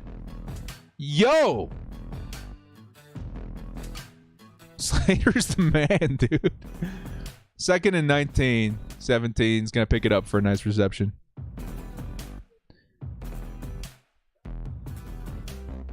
Prod. Hey, we do have some Apex guys, and you guys Octane mains. Nice, dude. Maybe start Apex stream for the off season. I might if I have time. It's really stressful streaming video games, I'll be honest, because I have to like come to my rig downstairs and I can't watch the kiddo. But maybe as he gets older, I made the channel for a reason. I'm gonna do it at some point. I just gotta make sure the timing's right. $20 haul coming in from Rex on the Pro Bowl. Rex, yo, what's up, bro? Much thanks for doing this game. Looks like Justin has put in when the offense needs a TD. You're reading the situation pretty correct there, Rex. Like, Justin Herbert is the man they want when they need to move the ball, when they need to get the offense running, man. Like, I'm super like happy seeing him with some elevated talent because it just further proves that he is the real deal, right? He's the only quarterback in the AFC to score a touchdown. He's got 2 and no interceptions right now. Super excited, man. Thank you so much. $20 haul in the Pro Bowl, man. Of course, I'm super happy to be here with you guys in the Pro Bowl. See Justin Herbert in his last rodeo of the season. Of course, man. Appreciate the love, man. Really appreciate it. Did not expect that in this one. Here comes Alvin Kamara with the reception and a touchdown. AFC closing the gap a little bit. Rex, that's awesome of you, man. Appreciate it. That's super fly. I like that. Thank you so much. Justin Herbert is the AFC quarterback king as of right now. I'm seeing Octane. I'm seeing Fuse. You guys play Apex? That's hot. That's awesome. Yeah, I'm a huge Apex nut. I didn't start until like less than a year ago, I would say. And yeah, I play Caustic. He's my dude. He's my dude. Herbert or Burrow? You know, this is becoming a tougher and tougher debate, right? Because Burrow's in the Super Bowl, and I love Joe Burrow. Okay, I said it. I know some Chargers fans don't like that I admit it. I think he's a cool cat, dude. He's so clutch. He's so much fun to watch. I don't think there's anything wrong with that, right? Admiring another quarterback in the league. He's so good. But I think the Bengals did a better job at building a team around him outside of the offensive line. Their defense is really good, and their receivers are ridiculous. That doesn't take away from Burrow being a great quarterback. He is a great quarterback, and he's a big reason why they're in the Super Bowl. But I think Justin Herbert, just from what my eyes see me, trying to look outside the lens, non-biased or whatever, I still would take Justin Herbert just because he just carries that team, dude. The Chargers without Justin Herbert would have been a 4-win team this season. If we had a different quarterback, if it was still Tyrod Taylor, right? I think plain and simple. I don't know who the other quarterback was for Cincinnati, but I mean, they still got Jamar Chase. They got Higgins. They got Floyd. Like, they're pretty loaded. Loba? Juan, you're a Loba main? That's hot. That's hot. I like him, man. Yeah, so I will say my answer is I'm taking Herbert, biased or not, whatever. But I love Joe Burrow too, man. I have now started watching Bengals games excited for the first time, even before they're a playoff caliber team, because of Joe Burrow. That dude is very fun to watch. The Diggs bros switched positions? No, they didn't. Did they really? Raptor, is Stephon Diggs playing corner? And Trevon Diggs playing wide receiver now? That'd be super funny. Bloodhound is elite. I've tried for so long to get good at Bloodhound. I can't do it. I don't know. I suck. I only got a couple hundred kills with Bloodhound. I can't do it. I want to get good because I know how good he is, but I struggle with him. Herbert all day. Yeah. Somebody asked a good question that I missed right here. Gronk would have zero chemistry with the Chargers. I disagree. I think Gronk has so much experience. You watch him, he's actually a decent route runner, but what he does well for any team, I mean, we've only seen him in Brady, but that dude just comes up with the most ridiculous possession catches right in traffic. He's Mike Williams on steroids. Yeah? I think Justin Herbert would have a good time with Rob Gronkowski. I'm not saying he's the guy I want to go out and get. If the Chargers want another rental, sure. I think Gronk would be really fun to watch. I'm still really of the opinion we need a Njoku or OJ Howard. But I think Gronk would work on the Chargers just fine. I think it would be nice. 2 points. No good. There is Stephon Diggs on defense. That's hilarious. I love that. How far behind am I? I'm gonna refresh my stream here real quick. Yeah, I was a little far behind. Stephon Diggs playing a little cornerback versus number 7 out there. That's awesome. That's really fun. Phil 16, Slater protecting Mahomes. Yeah, right. But the dude's doing good, man. He's doing good. Marquis comes in clutch. Yeah, I feel you. I love having a Lobo on my team.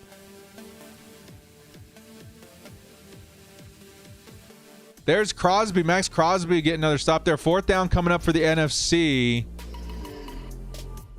And that was Kirk Cousins not able to get it done. We're about to see a turnover now. Please, for the love of God, I really hope it's Justin Herbert with the long field. I need to see this. 4th down. I hope it's a turnover on downs, and I hope that Justin Herbert's still in the lineup. Max is playing like MVP of this game. Yeah, he is. Max Crosby, dude, he's going to be a problem for the Chargers and AFC West fans for a long time. He's really good.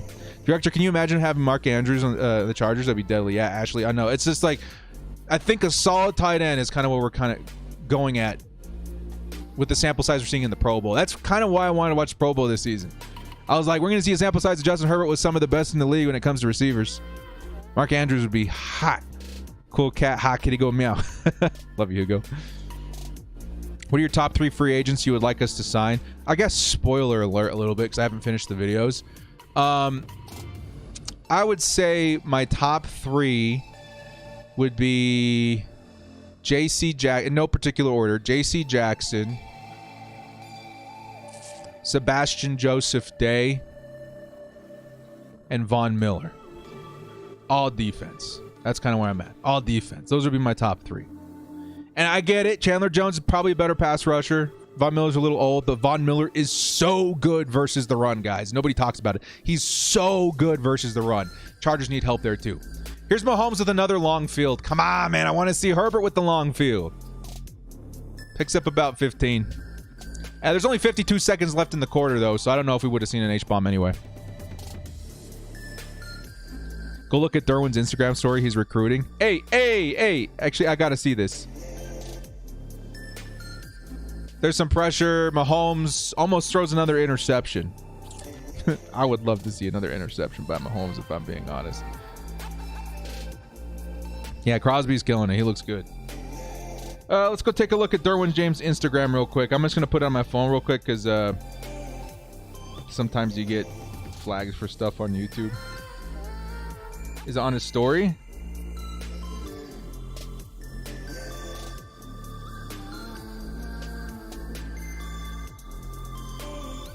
There's a completion for Patrick Mahomes to Hunter Renfrow, and now they're going to take a timeout with 13 seconds left.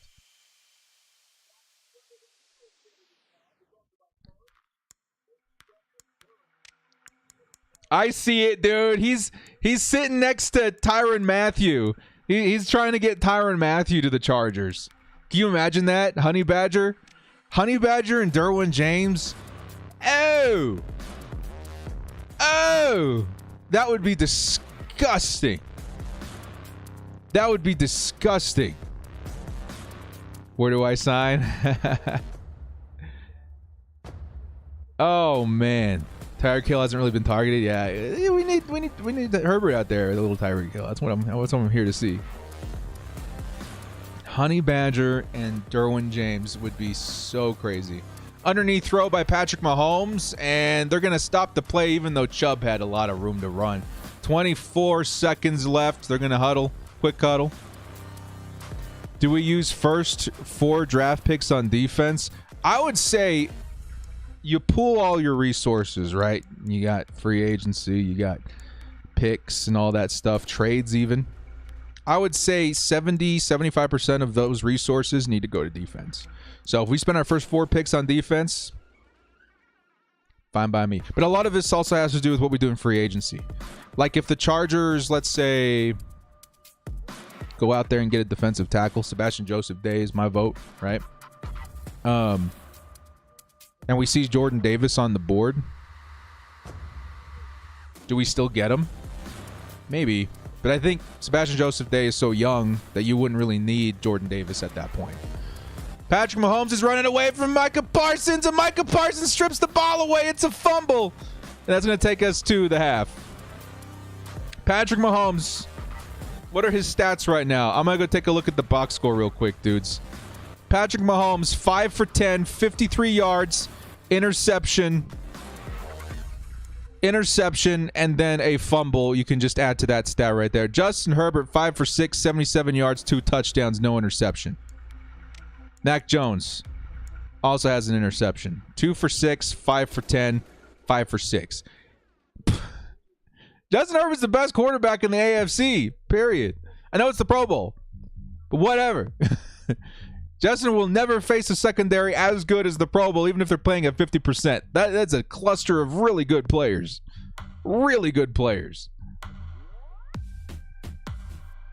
Why is Mahomes doing there? Should have stayed home. Yeah. Can't wait for mic'd up. Bears fan. Hey, love me some Bears. Hey, Spencer, now that I got you on the phone, right? Now I got you on the phone, Spencer. Listen up. I got a question for you. Let's say me, director, I am now the GM of the Chargers, okay? And Spencer, you are now the GM of the Bears, okay? I got a trade proposal for you. I'm going to send you 2 second-round picks, a third-round pick, and Kenneth Murray for Khalil Mack. Is that something you take? I know it's not a first. You got a pair of seconds in there, and you got a former first-round pick in Kenneth Murray who might fit your scheme a little bit better than he fits ours. Spencer, what do you do? Are you letting us take that money off the books for you? Are you letting us send you some draft capital to continue to build that offense? Your defense is great. I think you got another guy in Robert Quinn over there that can definitely hold down the fort if Khalil Mack moves on. Would you take that deal? Let me know, Spencer. What do you think about punter Matt Araiza? As a matter of fact, I would like to know other fans' teams in here. I don't know how well-versed you guys are in the offseason, but I think that was kind of fun.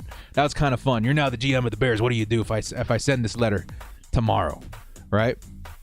Deal, you take it. Chargers fans, would you be okay sending 2 second-round picks for an aged Khalil Mack to try and make a run right now with one of the better pass rushes? Probably the best pass rush in the NFL with Khalil and Joey. I think I said that because that's probably the most I would be willing to say. That's a lot. That's a lot.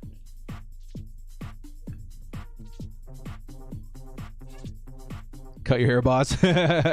I'm in that weird phase right now where I'm letting it grow out a little bit. And it is ugly, dude.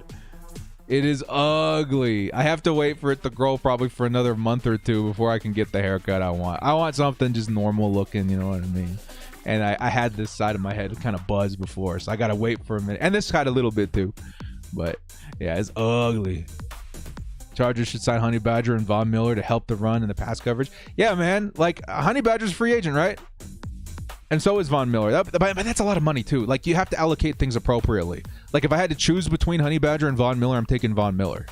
Because he helps in 2 huge things that the Chargers need help with. As where Honey Badger, he'd be stepping in for Nasir Adderley. And I like Nasir Adderley and Von Miller more than I like Tyrann Mathieu and, let's say, Justin Houston. Right? That's kind of where I'm at. Who did I ask that question to a minute ago? Said he was a Bears fan. Don't know if we got an answer. Did Justin Herbert play already? Yeah, Justin Herbert. We'll show the box score here in just a second, too. Hey, thank you so much, Marker. Appreciate it. Absolutely. Will this dynamic duo waste Justin Herbert's career like they did with Breeze and Rivers? No, I think again, Justin Herbert what he's done with the team immediately is a lot different than we've seen in years past. Sure, Breeze was incredible. So was Phillip Rivers in the first couple of years, but the team is in a much different situation than they were when they first drafted those particular quarterbacks. Yeah, Justin Herbert played, and he looked incredible. 5 for 6, 77 yards, and 2 touchdowns. Everybody else has not thrown a touchdown, and there's a pick for Mahomes and a pick for Mac Jones. I got a unibrow. Do I? A little bit. I think I got a little like a red spot right there, right? Maybe it's also my lighting a little bit too. You know, we have something called 3-point lighting, right? I like to call that my key right here is where the main light source comes from. This is called a fill right here, which kind of softens the shadows a little bit. And then you've got your rim, which are these lights behind me. You can kind of see one over the Stormtrooper right there. The only issue is this room doesn't really have the right space for like perfect key lighting, right? So it's a little high. What happens is I got like hair over my head now, and you get these ugly shadows, right? I would have gotten fired for this when I was working in film. You get these ugly shadows. And then all of a sudden, the director's got that unibrow going on, and people lose their jobs. Huge Cowboys fan, husband's Chargers fan all day. Hair looking good. Hey, thank you so much, Brandy. Yeah, should we go Bully Maguire, like full Bully Maguire this next season? Just this full, like, you know, full Bully Maguire 2022 director. Is Marcus Williams a free agent?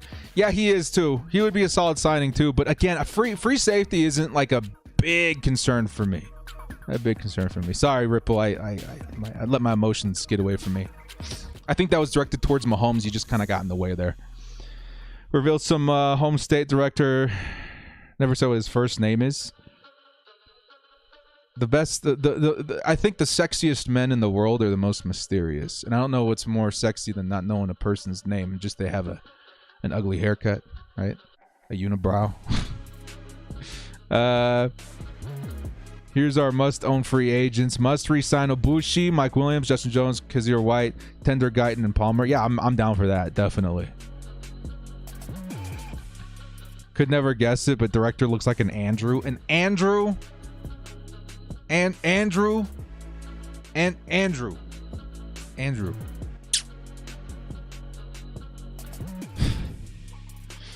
If my wife's still watching, she's probably laughing somewhere.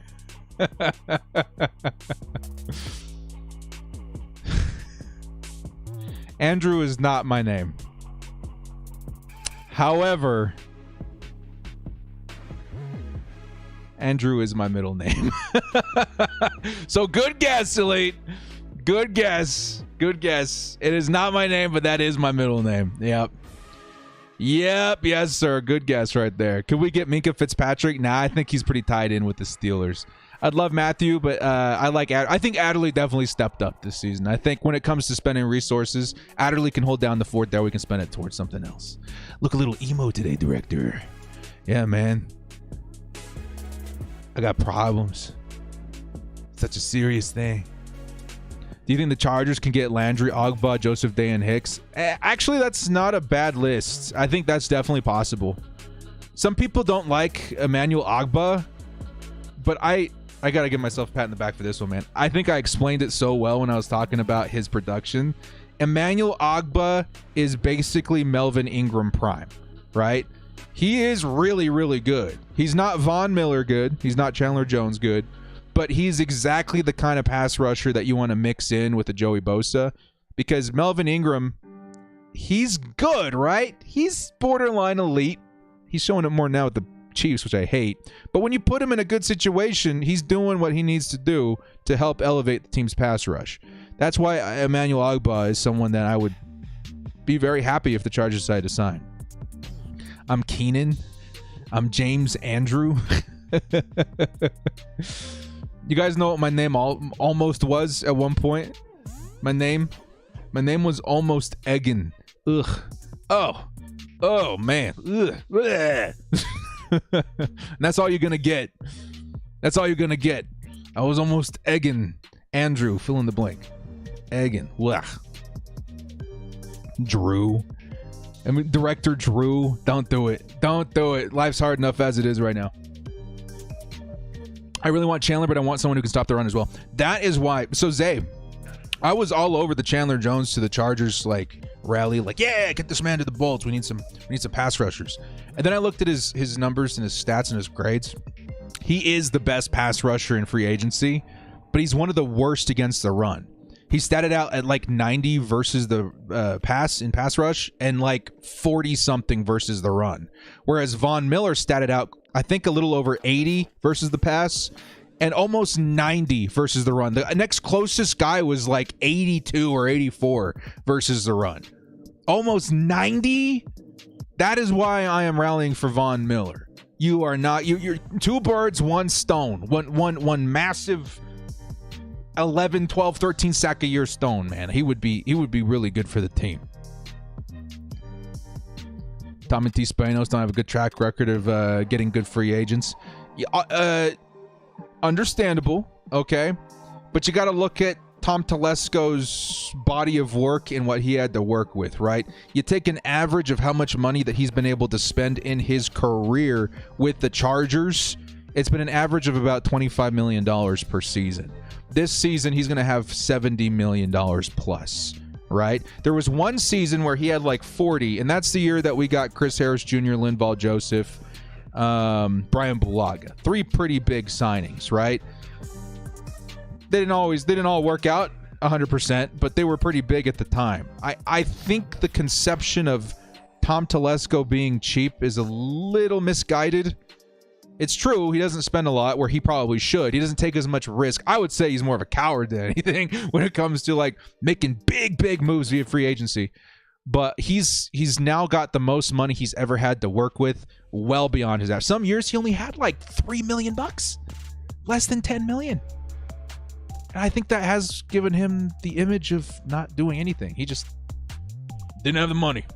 Kind of going down to it. Ethan, yo, this game is getting ridiculous. Yo, my name Ethan. I wonder how I would have gone through school if I was hey, my name Ethan. I would like to make some movies, please. I don't know, man. My name nothing special either. Benjamin Dover. Giving a bad boy vibe. This is my kid kept me up all night and I didn't feel like doing my hair for the stream hair.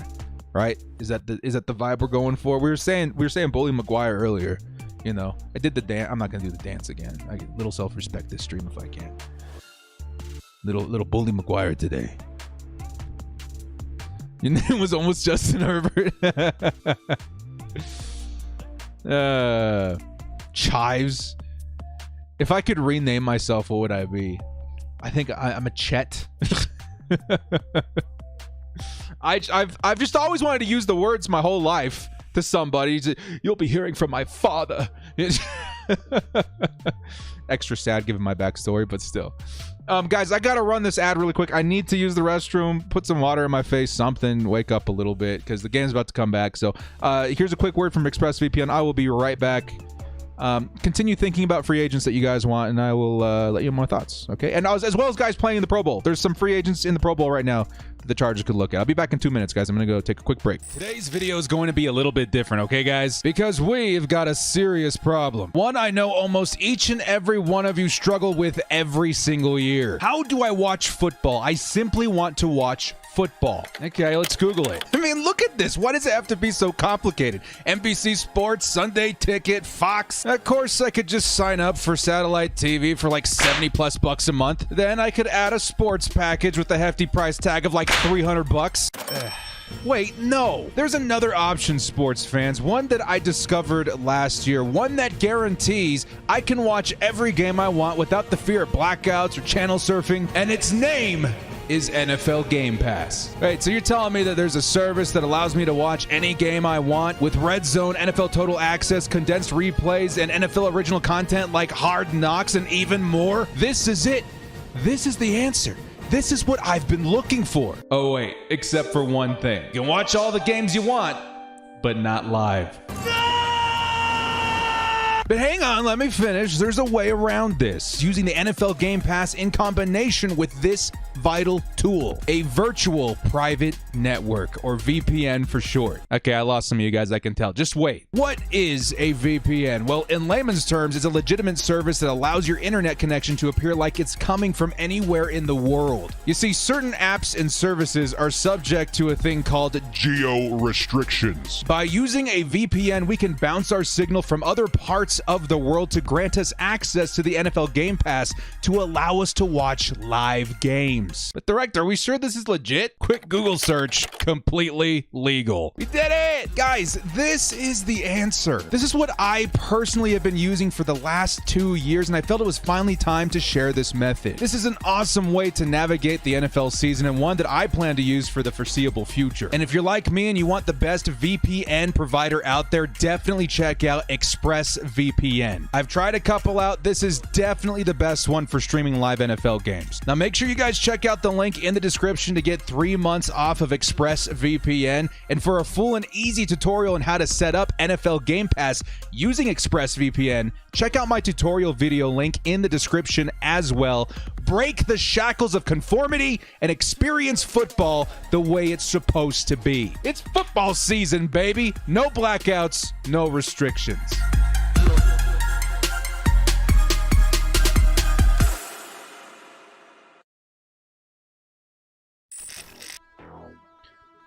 We're back. I'll put a little something in the hair for you guys.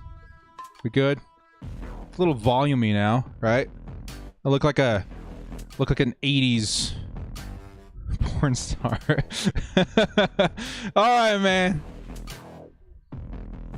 The Pro Bowl coming back here in just a moment. The AFC having the lead 28-21 over the NFC. Patrick Mahomes. Let's take a look real quick at the box score, and then we'll talk more offseason stuff for the Bolts. As far as the NFC is concerned, picks everywhere, man. What is that? 4 interceptions for the NFC. 2 for Russell Wilson. 3 for 8-19. Russell Wilson's not looked good this season, man. Kirk Cousins got 1 in a touchdown. Kyler's got 1 in a touchdown. As far as the AFC, it's really no contest. 5-6-77 for Justin Herbert, 2 touchdowns. Patrick Mahomes, Stephon Diggs, who got a 1 pass to the Mac Jones. Also, Justin Herbert's conference, man. So we're getting back. It looks like the AFC's got the ball back. Who we got in there? I'm not gonna lie, guys. I stood up and I came back and just like the exhaustion hit me so hard when I came back down here. Who's in at quarterback right now? It's Mac Jones. Boo, Mac Jones. You guys watch every season. You watch Jingle All the Way, right? With Turbo Man and all that. He's Mac Jones is the booster. Is the booster of the quarterbacks in the Pro Bowl this season. Nobody likes you, booster. Go grab some bench. Do you think Mahomes believes in Herbie now? I don't know. He's got to believe it to see it. Right? There's Tyreek Hill with some speed. That's a first down for the AFC. What about Carr or something? I would have rather seen Derek Carr in the Pro Bowl than Mac Jones. Mac Jones just seemed kind of like somebody taking up space. I don't know. He did okay. Yeah, put in Herbert.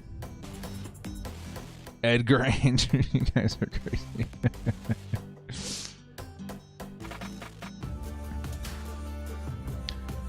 Chargers take tight end free agency, Mike Gesicki and Njoku J. Howard. Yeah, of the 3, I'm all over Njoku. He's gonna be cheap. He's gonna be young. He's gonna be athletic. Underutilized, oversaturated tight end group with the Cleveland Browns. I don't think we've seen the best of Njoku. Not even close. Have we seen 1 penalty this game, by the way? Have we seen even 1? I don't think they're. This is what I'd like to see in regular season game. Here comes Mac Jones again for another attempt. He's going to be play action. He's escaping to his right side. He's going to throw on the run. No, he's going to take it. He's going to pick up a couple of yards there. Actually, looks like he lost a yard. They blew the whistle a little prematurely there. Chargers and the Chiefs, week 15, still haunts me. Yeah, I'm actually what I'm taking away from the season though, which makes me a little happy. I'm actually not too scared of the Chiefs anymore. I gotta fix this, dudes. Like, I'm not too worried about the Chiefs anymore. Honestly, truthfully, like, maybe Patrick Mahomes figures it out next season. He's back to form. But from what I saw this season, we can take him. Especially when it comes to Justin Herbert versus Patrick Mahomes. People's opinions shift so dramatically over the offseason. And sure, Mahomes has been here longer and doing it longer, but I think honestly, Justin Herbert's a better quarterback at this point. You know what I mean? One flag in the center, a little go. Okay, got you. That's where I'm at. Dalton Schultz is a free agent. Yeah, I wouldn't mind Dalton Schultz either. He's going to be... So him and Gesicki are going to be a little more expensive, which is why I'm very much so gravitating towards the young, athletic tight ends at this point. Deontay Harris going to take it for about 5. 6 yards. 2nd and 4 coming up for the AFC. In hindsight, should we have signed Hunter Henry? Maybe. It just sounded like he wanted to do something else, unfortunately for us. It's what it is. I would have loved to keep him around. I was a big Hunter Henry fan, man. But, you know, the Chargers, again, it feels like you see patterns in the NFL with what teams do. And normally when you see a team take a flyer on a position, it's because they're probably going to be targeting it in the draft or in free agency the next season. So the Chargers took a stopgap in Jared Cook, who was serviceable. He was all right. But I think they knew they only needed him for a season because the free agent class in 2022, very deep at tight end. Lots of good tight ends out there. Even Gronk, like if they decide, this is still not for us, maybe we're going to develop, Donald Parham and McKitty a little bit. They could definitely grab Gronk for a year, another rental, you know what I mean? But it's what it is. 3rd and 8 coming up for Mac Jones. He's looking. Here comes the pass rush. Vita Vea was in there. But he does get the ball away to Kelsey. Kelsey pitches it to Deontay Harris. Deontay Johnson, who picks up the first down. Antonio Gates' knowledge was wasted on Hunter Henry. Yeah, maybe a little bit. What's your opinion on Chargers receivers dropping? And because of that, should we move on from Williams? It's a really good question. It's a legitimate concern to bring up. The Chargers really, really suffered from drops, most in the league. Some would say it's evidence to just redo the whole wide receiver group other than Keenan Allen. I get that. But I also think Mike Williams does something for this team that they really, really value. So I'm thinking they're going to keep him. Flea flicker. Mac Jones going deep. Wide open. That's Harris again. Johnson. Najee Harris, Deontay Johnson right there. Come on. That's a big first down for the AFC. Mac Jones leading the drive inside the 20 now. Anyway, wide receiver. I think honestly, that topic of drops is the biggest reason why I need the Chargers to keep Devontae Adams in their sights. If they have some big elaborate plan to get him into Los Angeles, there's your answer right there. He ain't gonna drop nothing. 1st and 10, Mac Jones. Double slants up the middle. He's going to kind of flick it over to Stephon Diggs for about 5 yards. So thoughts on Joe Lombardi after the regular season? Joe Lombardi, my goodness, the growing pains on that guy, man. And I get it. You know, we're looking at a new team, new coaching, everything, right? The man was just so in love with wide receiver screen, bubble screen. It blew my mind how unsuccessful those plays were. And then halfway through the season, he kind of figured it out. I would say Joe Lombardi weeks 1 through 8. But from 8 to 18 actually, he was really good. I was actually really impressed with his decisions. Mac Jones going to try and run it, by the way. We're looking at 3rd and 2 coming up for the AFC. So yeah, I'm cool with Joe. I think he figured it out. I loved his second half. This season. NFL has always been entertainment entity. I'm not going to say I don't believe that in some shape or form, but at the same time, I enjoy football is entertaining enough for me that like I don't really think about that sort of stuff, I guess. If I did, I don't know if I'd be as invested, actually. We'll go ahead and say that. And you're like, but I don't. I guess I'm not much of a conspiracist, but I don't think anyone's crazy for thinking that. What do you think about Mike? You couldn't go more wrong. Oh. We know special team. Yeah, special teams. Our new special teams because looks really good. Here comes Mac Jones, fires it off back of the end zone. And that's number 13. Hunter Renfrow with the touchdown.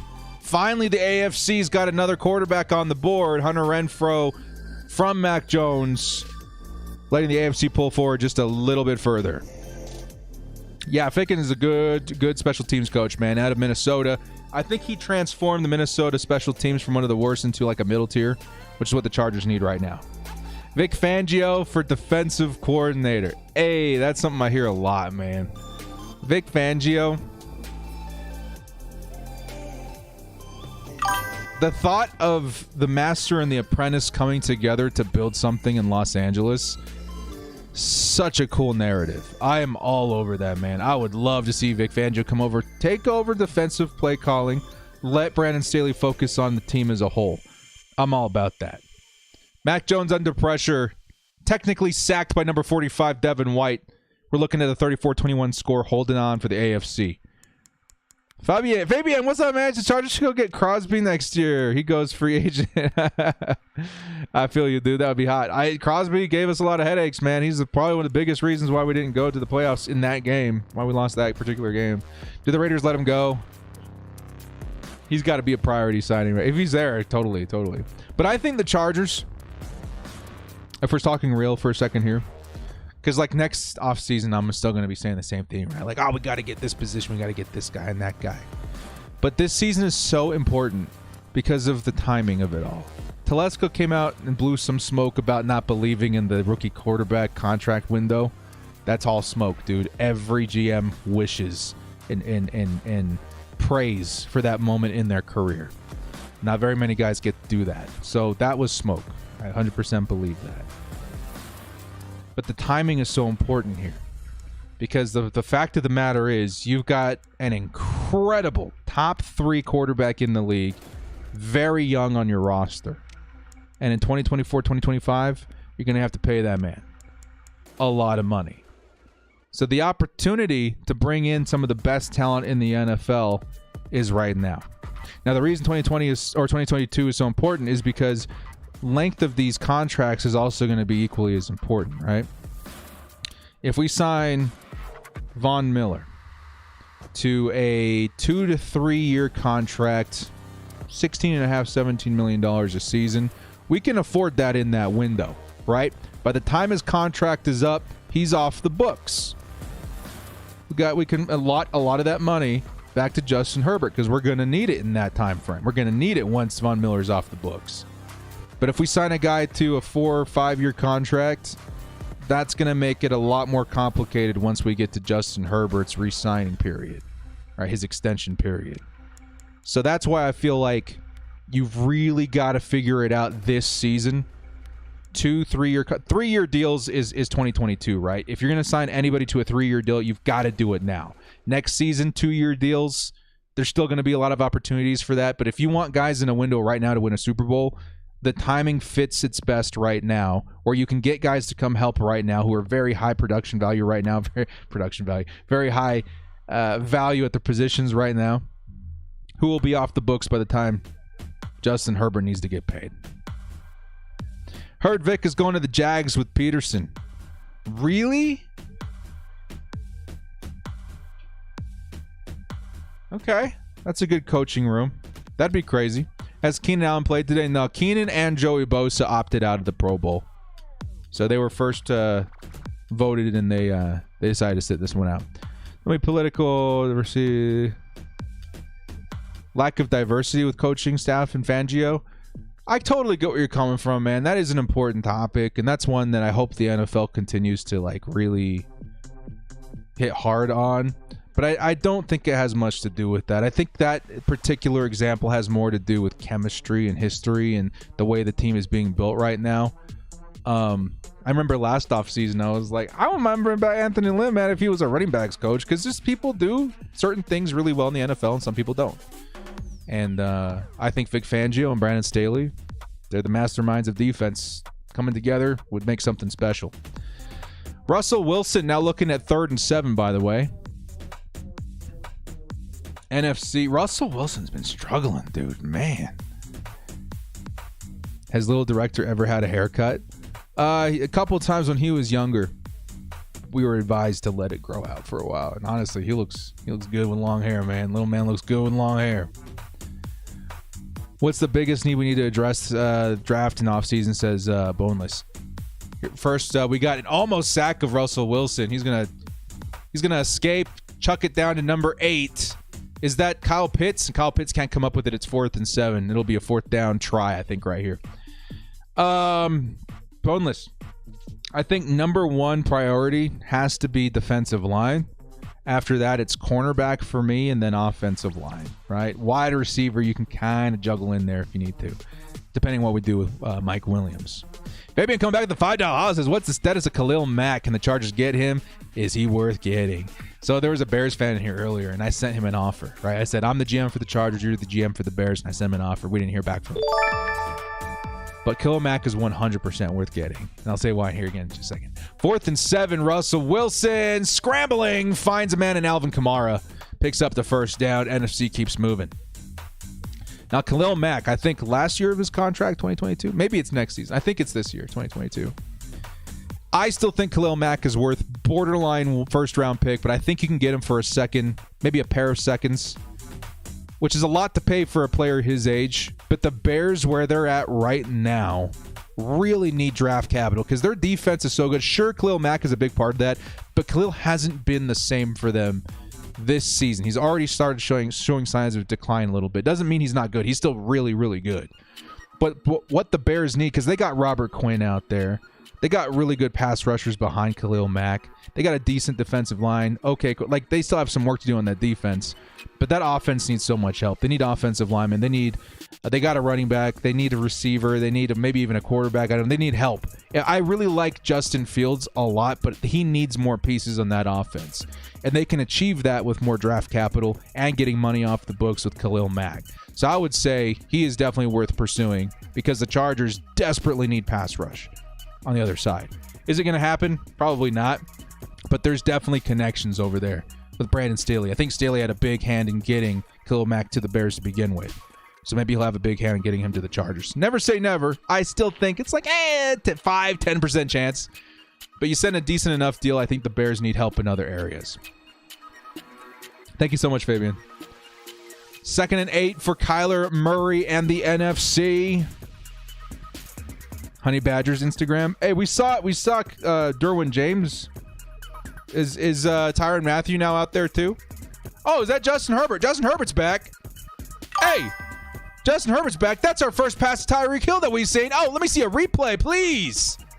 I'll look up and Justin Herbert's in play. Did he just step in? Oh, it was turnover and downs. Duh.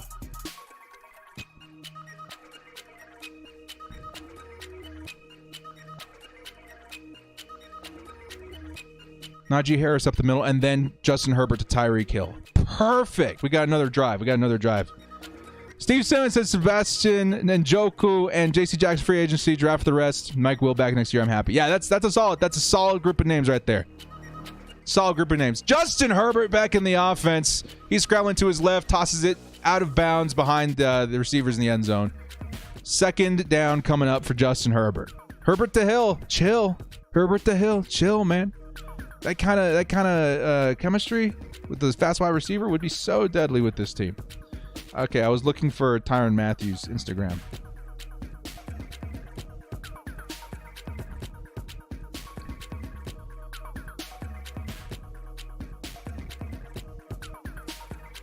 Oh, he's live. So if he said something, we're not going to see it. But let me know what he said on Insta. Yeah? Let me know what he says on Insta. 2nd and 10 for Justin Herbert, who already has 2 touchdowns on the day. 2nd and 10. He's looking. Fires it off back of the end zone. Nobody home. Stephon Diggs in the back. Kind of a sketchy throw, if I'm being honest, right in the middle of coverage. But well, it's a Pro Bowl. It's a Pro Bowl. I'm really like this whole game, if I can get one drive starting at our own 20, just to see if he can get somebody free downfield. That's what I'm looking for, dude. That's what I'm looking for. We need interior defensive line, pass rush, right tackle, cornerback, linebacker. Yeah. Did I not include? I think that defensive line kind of bunched in edge rushers. You got to get edge guys in there. You got to get one guy to help Joey Bosa. That's a huge part of this. Director, I tag you on Twitter. Just check it out. Okay, thank you so much, Charger Chris. Appreciate you. 3rd and 10. Herbert quickly slings it down to Hunter Renfrow. Picks up the first down. Nice play by Herbert to Renfrow. Now they're looking for a touchdown. Oh, it looks like they're going to say it's 4th down. 4th and 1. Ew. Looked like a first down to me.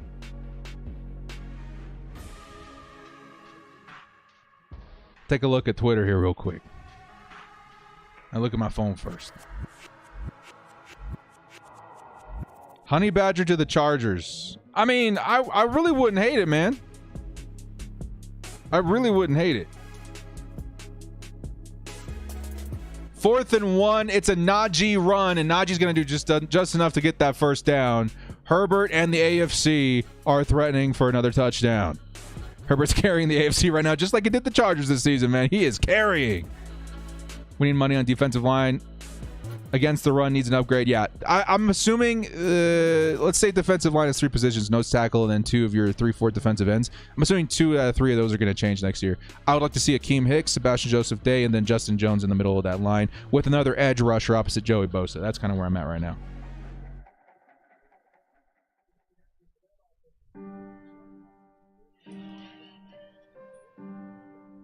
Yeah, we're seeing the Justin Herbert touchdown to Mark Andrews. Is that what you're talking about, Charger Chris? Very nice play. Justin Herbert, it's another carry for Najee, who's going to flip it out to Stephon Diggs, who runs it in for a touchdown. No, I wanted to see another touchdown for Justin Herbert.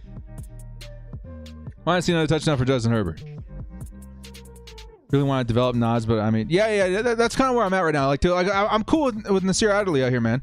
I'm cool with him here. But if Honey Badger wants to come play for the Chargers, I ain't stopping him.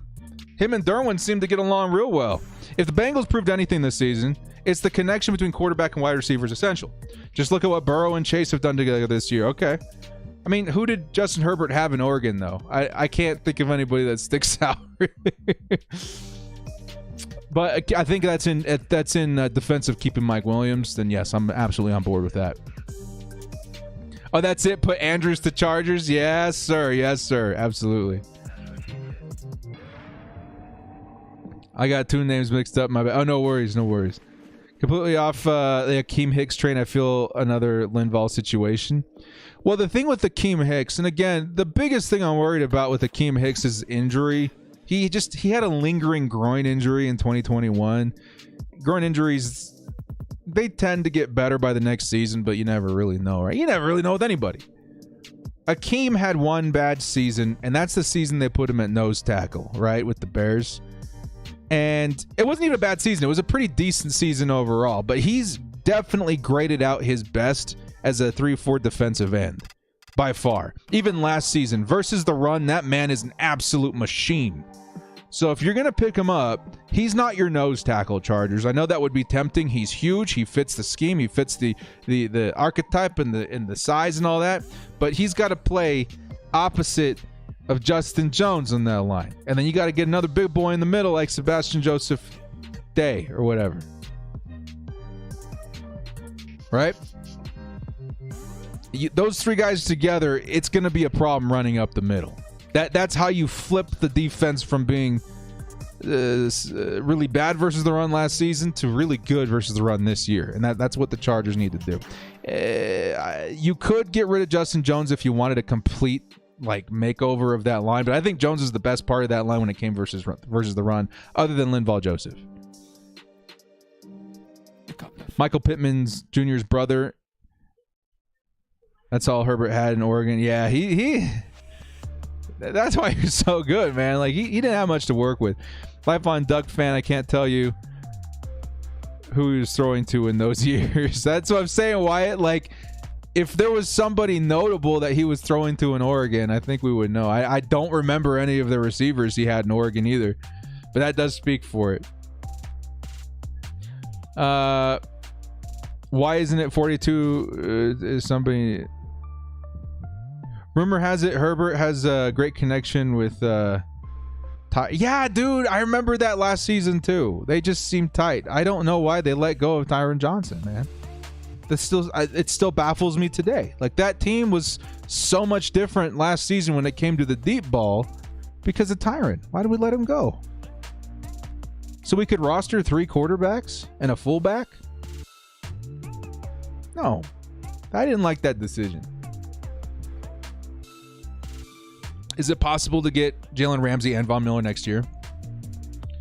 Jalen Ramsey could only be moved by the slimmest of margins because of the way his contract is constructed.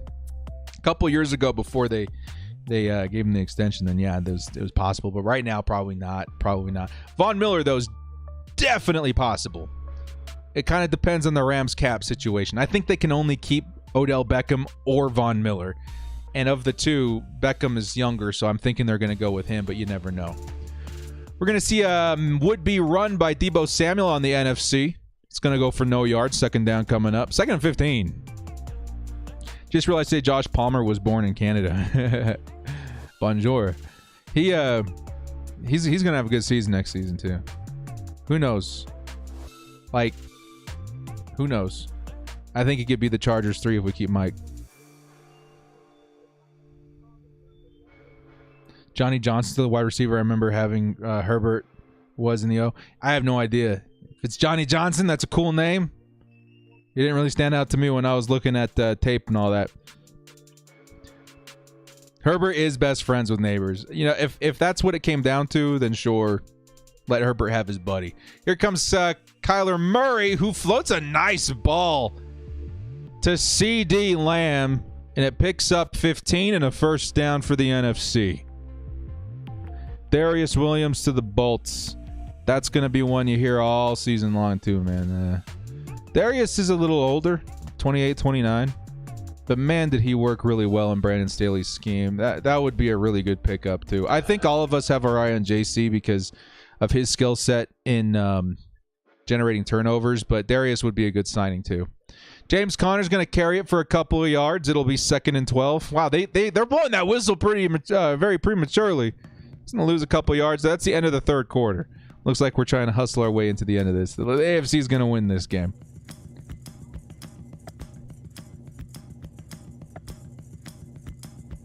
Who's that giant in there right now? He's funny. Really wish Keenan had some yak in him. Keenan Allen, that's one reason why people say don't get Devontae Adams, because Keenan and him are very similar. But I have to admit, Devontae Adams has a lot more yards after the catch as far as that ability goes. But those guys, they're meant to be available, and that's why we have 3rd and Keenan, right? That guy comes up with some pretty clutch catches in 3rd down situations. But yeah, Keenan's slowing down a little bit. Let's not be in denial. He's still really, really good, but he's slowing down a little bit. And that's why I think it's okay if we want to start talking about him, man, in the slot, right? That's why you get a fast wide receiver, right? Opposite Mike Williams. You put Mike in the X. You put it opposite him, a faster wide receiver, and then Keenan in the slot. I mean, that's a great wide receiver group. Bit short and small, but he was excellent blocker. Oh, really? He would have fit with the Chargers great then. I remember Anthony Lynn. He didn't want no receiver on his line that couldn't block. Yeah, maybe the Chargers knew who he was. If the Chargers miss the playoffs next year, then it's time to let Coupon Tom go. Yeah, there's definitely an argument for that. He's got a big opportunity in front of him right now, and if he squanders it, then yeah, that is a bit of a red flag for me too. I'm Mr. Positive, right? I like to keep things fun and whatever, but like this is a big opportunity that he can't mess up right now.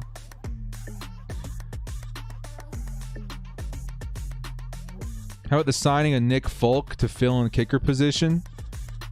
I mean, sure. He'd be what, a couple mil a year? That'd be fine by me. Maybe more than that, honestly. But I like Dustin Hopkins. I think he did a good job. Ain't broke, you know what I mean? He had like an 91% field goal rating. So he's fine. I think we bring him back. Man, guys, I am fading quick. I apologize. We got one more quarter, though. And then I'm going to go pass out while I can. What happened to John Ross? Dude, talk about a wasted opportunity, Hugo. Just thinking his name gets me a little bit heated. Nobody wanted John Ross. I think you did, Hugh. Nobody wanted John Ross. Some Chargers fans did. I'm not going to say Chargers fans. I'm going to say the team. NFL in general. Nobody wanted John Ross because little injury prone, and he drops a little. He's not the best pass. He's not, outside of speed, he's not the best wide receiver. But that's why I wanted him, because he was a speedster. And there was 2 or 3 plays this season that he had with the Giants. That's where he ended up signing. Where I was like, this should have been us. All he did was run a go route, like a skinny post. And his speed, that's all Jones needed to get that touchdown a couple of times. He got a stupid cheap contract with the Giants. I don't know when he's a free agent again. I think after that I'll be past him. But he would have been a great signing for the Chargers this year. If we were going to let go of Tyron Johnson, if that was always the plan, I really wish they went and got John Ross. The couple of plays I saw from him this last season were so good because he had just the ability to get over his coverage. He was great. Do you think the Chargers will pick up O.J. Howard? And probably not, but what's your opinion on the Chargers getting Antonio Brown with the position that they are in? I think Antonio Brown is the exact opposite of what the culture is in our locker room. So I would say no. I very small percentage chance that we get Antonio Brown. O.J. Howard, though, I can definitely see the Chargers going after. You know, he's projected for a 1-year, $2 million contract. I'm doing that all day. Kyler Murray, deep ball, and it is incomplete on 4th and 1. J.C. Jackson in coverage. How we all feeling about J.C.? I want J.C. I want J.C. Jackson, man. And here comes the AFC. It's probably going to be Mahomes again. I'm not going to lie, guys. We might see Herbert one more time this game. I think if we see 3 more drives in the 4th quarter, we might see Justin Herbert one more time. It's probably Patrick Mahomes coming out here. Cordell Patterson to the Chargers. He is the ultimate gadget player, right?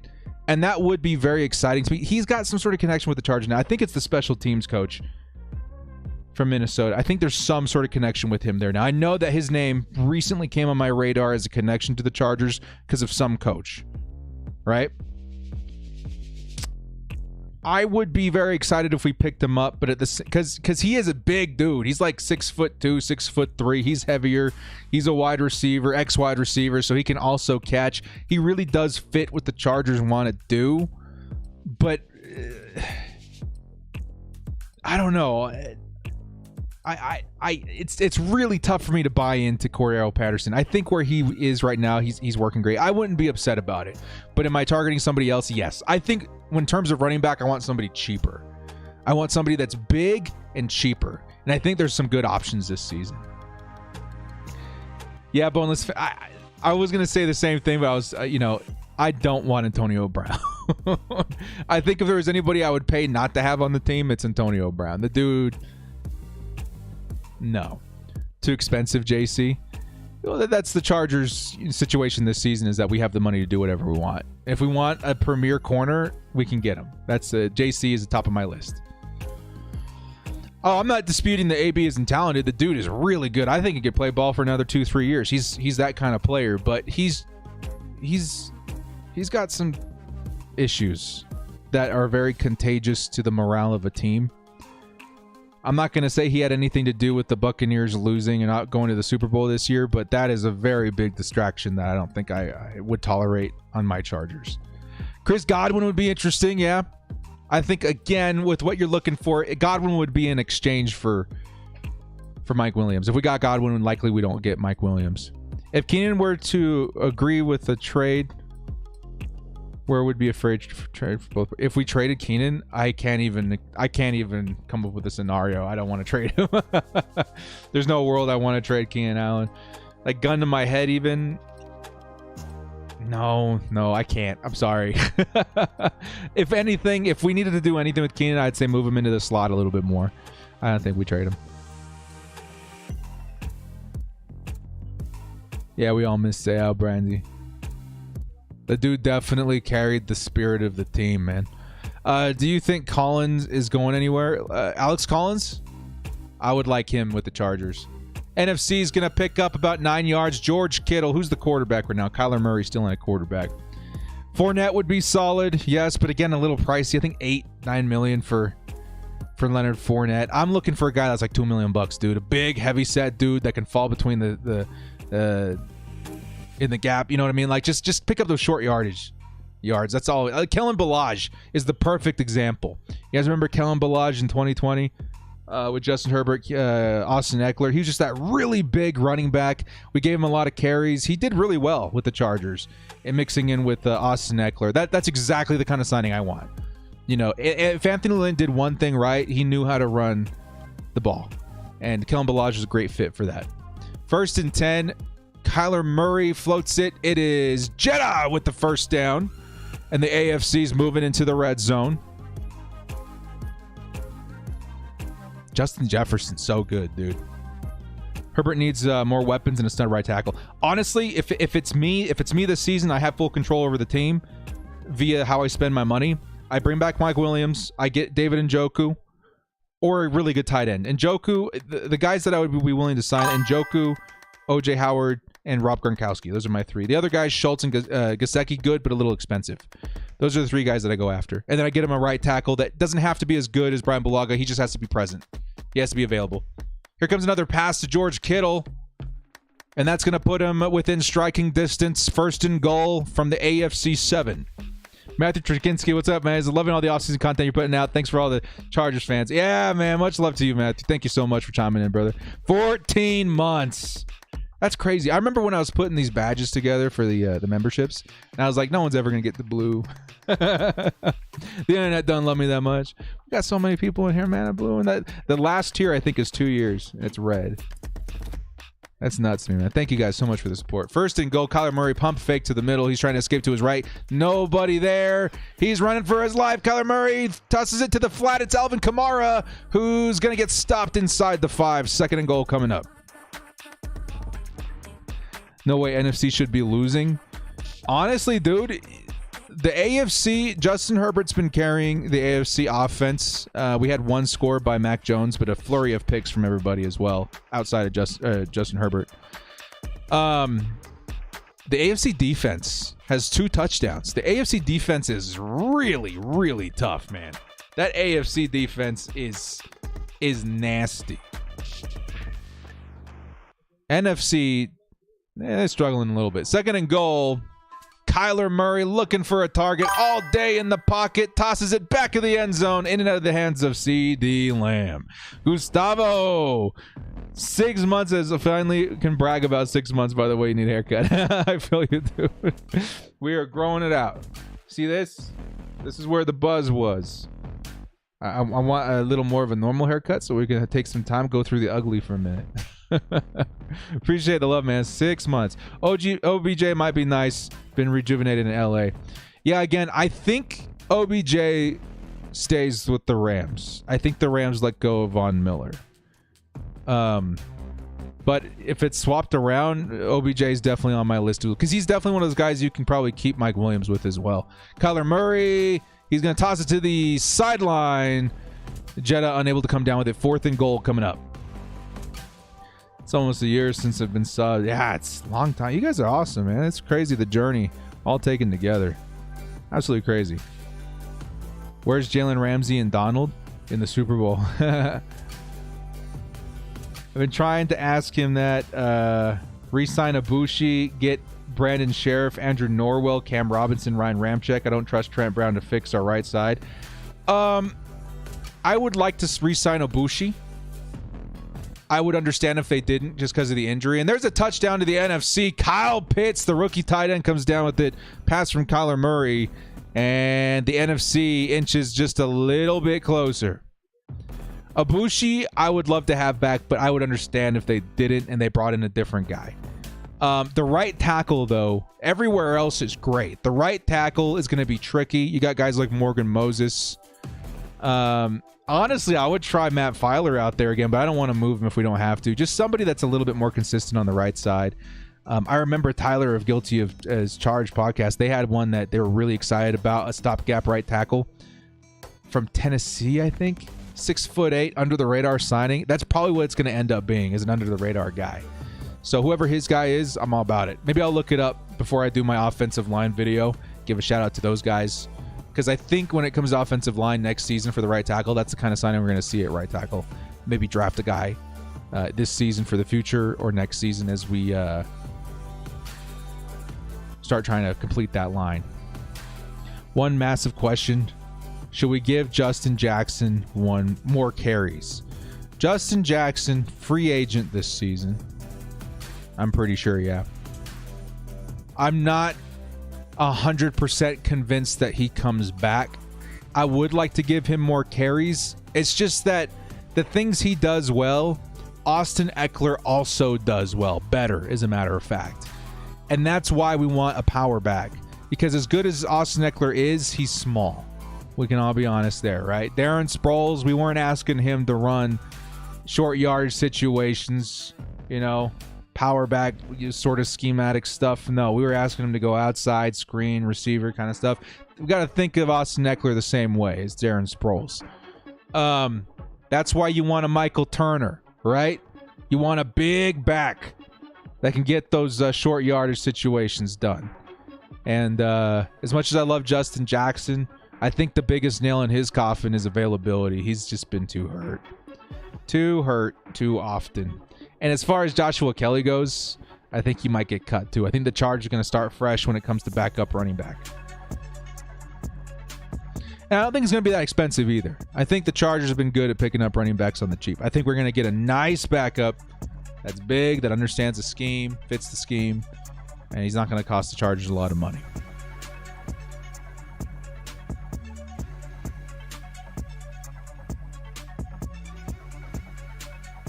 Premium slot corner for sure. Yeah, JC's definitely on the top of a lot of our lists. Kelly's probably going to get cut, yeah. We're in commercial break right now, guys. It's 28-41 AFC. 10 minutes left in the game. I am fading so hard right now, man. If you guys are wondering, I'm fading because it's lack of sleep, not the fun fading, okay? We are fading quick. Daddy brain, 2 hours sleep. This is fun, though, man. I'm happy that we're able to get together today. Talk a little Chargers football. Have some fun with the freaking Pro Bowl. Good times. We didn't appreciate Eckler Gordon enough. Well, Gordon didn't appreciate Eckler Gordon enough. His contract demand was way too high. Right move by the Chargers to let him go. But that kind of combinations, yes, is what we're looking for. Melvin Gordon was what, like 6'2", 6'3"? So he's a big boy. He was able to get the Chargers the short yardage when we needed him. Russell Wilson to the sideline. That is Dalvin Cook picks up a couple of yards on the onside try. Here comes the AFC. The AFC offense once more. Who's going to come out at quarterback? I think Roundtree can be solid, better than Justin. I think Roundtree is a solid running back 3, right? I think he'll be fine. But the guy directly behind Austin Eckler, that's who I'm worried about. That's who we're going to have to bring in a fresh body for. Yeah, and Gordon fumbled a lot too. Let's be real. Let's be real. How'd you feel about Broncos for Rodgers? Scared enough? Yeah, no. Don't let that happen. I don't know if Rodgers wants to do it. Justin Herbert back in at quarterback. No, it's Mac Jones. The other 10. Boo. Still 10 minutes left. I do think we get one more drive with Justin Herbert. I don't think Rodgers wants to come to the... He could because, honestly, their team is very complete outside of quarterback. He'd have a ready-made playoff squad for him in Denver. However, that would be a very tough division to make it out of into the playoffs. It already is with Herbert and Patrick Mahomes. You add Rodgers to that list, good luck, right? There's other teams I think fit that criteria for him where he would do better. If I were Rodgers, I'd be looking at the Washington Commanders. I'd be looking at Miami, San Francisco. Those other teams with really good defenses that maybe have a softer division.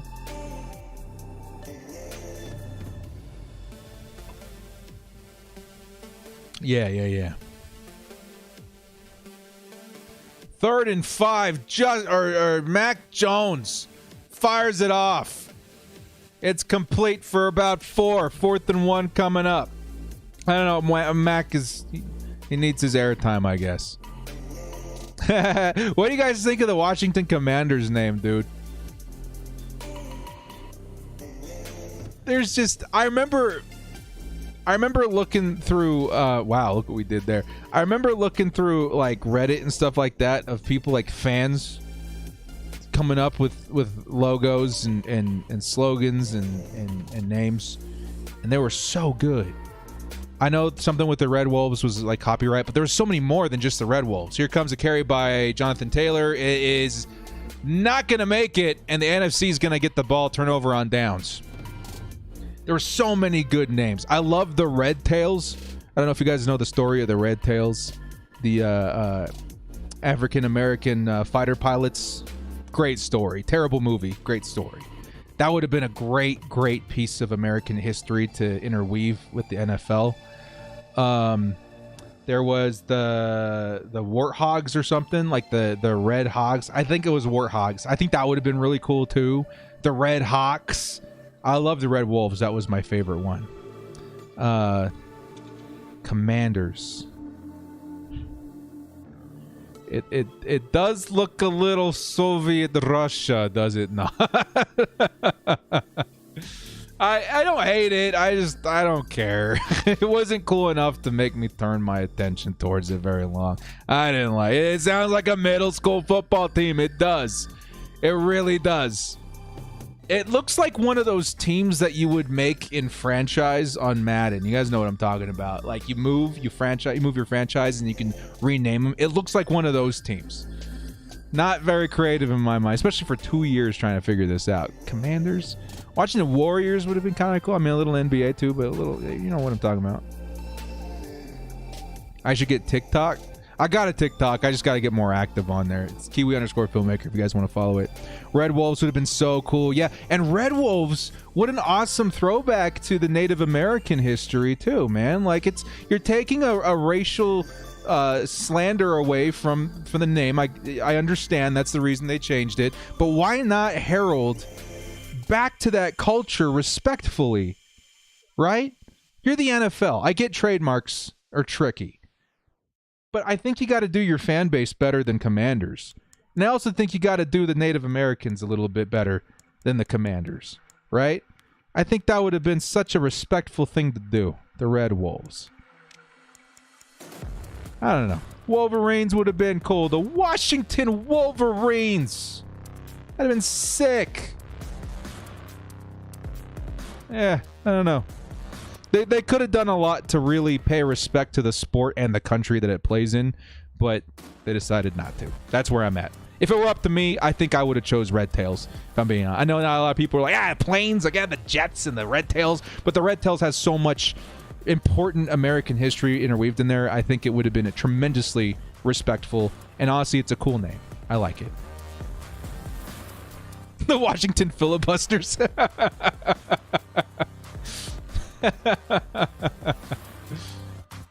It's just the logo of a guy calling a timeout. The Warthogs would have been cool too. Yeah, I like it. When it comes to like a cool name, the Red Wolves, the Warthogs would have been awesome. Well, the NFC is trying to pull a comeback out of nowhere here. 8:17 left to play. 28-41's the score. We just saw a big pass to Mike Evans via Russell Wilson to get them past the 50. Red Tails would have been fire. Yeah. Hopefully it play better than the acting in the movies. Yeah. I mean, the movies had its moments, but it wasn't a great movie. 1st and 10, Russell Wilson. Underneath, that's Kyle Pitts for 6 yards, and they're moving. The Washington Monuments. The Washington Congressman. The Washington City Councilman.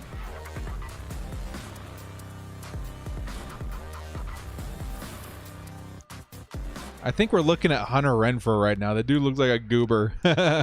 There's a carry by James Conner. It'll pick up a first down. Hey, man, we got Justin Herbert 2 touchdowns. We got a Derwin James interception. This has been a good Pro Bowl for Chargers fans. Anthony Lynn got hired as assistant head coach for San Francisco. If they let him get his paws on the running game, I think they'll be happy with him. San Francisco wants a good run. And Anthony Lynn's probably one of the better minds in the NFL for that. Here comes the NFC, another short pass. This time number 17. I think that's the fast guy. I forget his name. Grant, right? Yeah, Grant. How about Washington for the patriotism? Hey, appreciate it, Anthony. Thank you. 2nd and 7 coming up for the NFC. They're threatening. They're threatening. Like if they score a touchdown here, that's 8. That'll put it at 36. They'll be within one score. Jetta picks up the reception, and it'll be a 3rd and 2 coming up, I believe. 3rd and 2. Washington Bombers. I mean, that's a cool name, but I think it is a little on the edge. Right. AFC got kind of Justin Herbert, Gardner Minshew look going on. That's what I was thinking too. He's got that Gardner Minshew swag. Red Wolves or Red Tails. Yeah, I would have loved either one of those, man. 4th and 2, and honestly, if you guys are really invested in the outcome of the Pro Bowl in 2022, this could be the game. If they don't convert here, the AFC could run away with it. 4th and 2, Russell Wilson looking for space, and he's gonna get sacked by Max Crosby. Max Crosby's a beast. I hate to say it, man. Credit where credit's due. That dude's a monster. That's a turnover on downs. And the AFC's got the ball back. Are we about to see? I think we might be seeing Patrick Mahomes before we see Justin Herbert, if I'm being honest. I hope we get one more drive with Justin Herbert. That would be great. You liked Washington football team? I thought it was so vanilla. I felt like it was such a good opportunity to pay homage to their heritage a little better. They just dropped the ball. 5 minutes left. AFC's got the ball. We're just hoping for some Justin Herbert to close this thing out. And we got a Justin Herbert sighting, baby. This might be the last drive for Justin Herbert in the 2021 to 2022 season. Can we finish it off with a touchdown? I would love to see Tyreek Hill in the lineup. It's going to be a carry for Nick Chubb. Okay, let's get Tyreek Hill out wide. I want to see one bomb to Tyreek Hill. Let's make this a fun Pro Bowl to remember. You got the biggest arm in the NFL, just pretty much. I want to see that speedster out there. This is kind of what I've been waiting to see this game. Come on, man.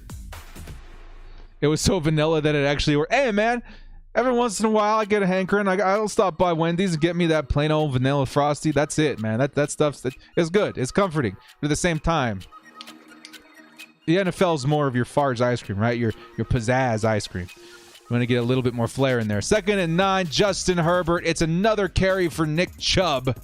And Chubb's going to pick up a couple yards. 3rd and medium coming up for the AFC. Come on, man. I need to see a deep ball. Get me some. Are they setting up the play action right now? Get me some Tyreek Hill. Get me a big shot. Give me a big shot. Let's have some fun. Anthony says, watched all your director. Appreciate the good vibes commentating. Can't wait to start the streams next season. Bolt up. Hey, thank you so much, Anthony. I appreciate you. It should be fun. We'll have a lot of fun this offseason too, man. We got a lot to talk about. It's a big year for the Chargers. Probably the biggest offseason that I have covered for the Chargers. That's going to be a good one, man. Thank you so much for the support. 3rd and 5. Justin Herbert looking for a target. He's going to fire middle of the field, and it's intercepted in and out of the arms of Stephon Diggs. Diggs! Now every AFC quarterback has thrown an interception. No, we were not going to get to see Herbert to Tyreek Hill. We saw it once. It was nice, smooth reception. But Lattimore jumped the route for that pick. He is also a guy on our radar as far as a potential trade for the Chargers. That would be a huge, mega deal in the NFL. That would be a huge, huge trade to pull off. Ethan Diaz with a $20 holla. Let's go, dude. Pro Bowl love. You guys must really like me, dude. Thank you so much for the love, man. He says Chargers 2022 opponents. Road Chiefs Broncos. Actually, let's let the comp help me out here. I'm struggling a little bit. Let's go, comp. Chargers 2022 opponents. Road Chiefs, Broncos, Raiders, Dolphins, Colts, Texans, Falcons, 49ers, Cardinals home, Chiefs, Broncos, Raiders, Ravens, Jaguars, Titans, Rams, Seahawks. Seahawks already looking forward to next thing they got cut off. Yeah, that is a nice. I mean, it's not necessarily like the easiest, nor is it the hardest, right?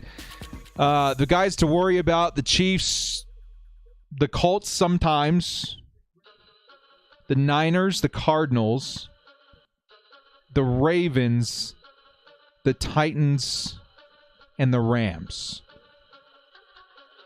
Very, very early look. I think the Chargers, optimistically for me, if we're being like really optimistic, like 13-4.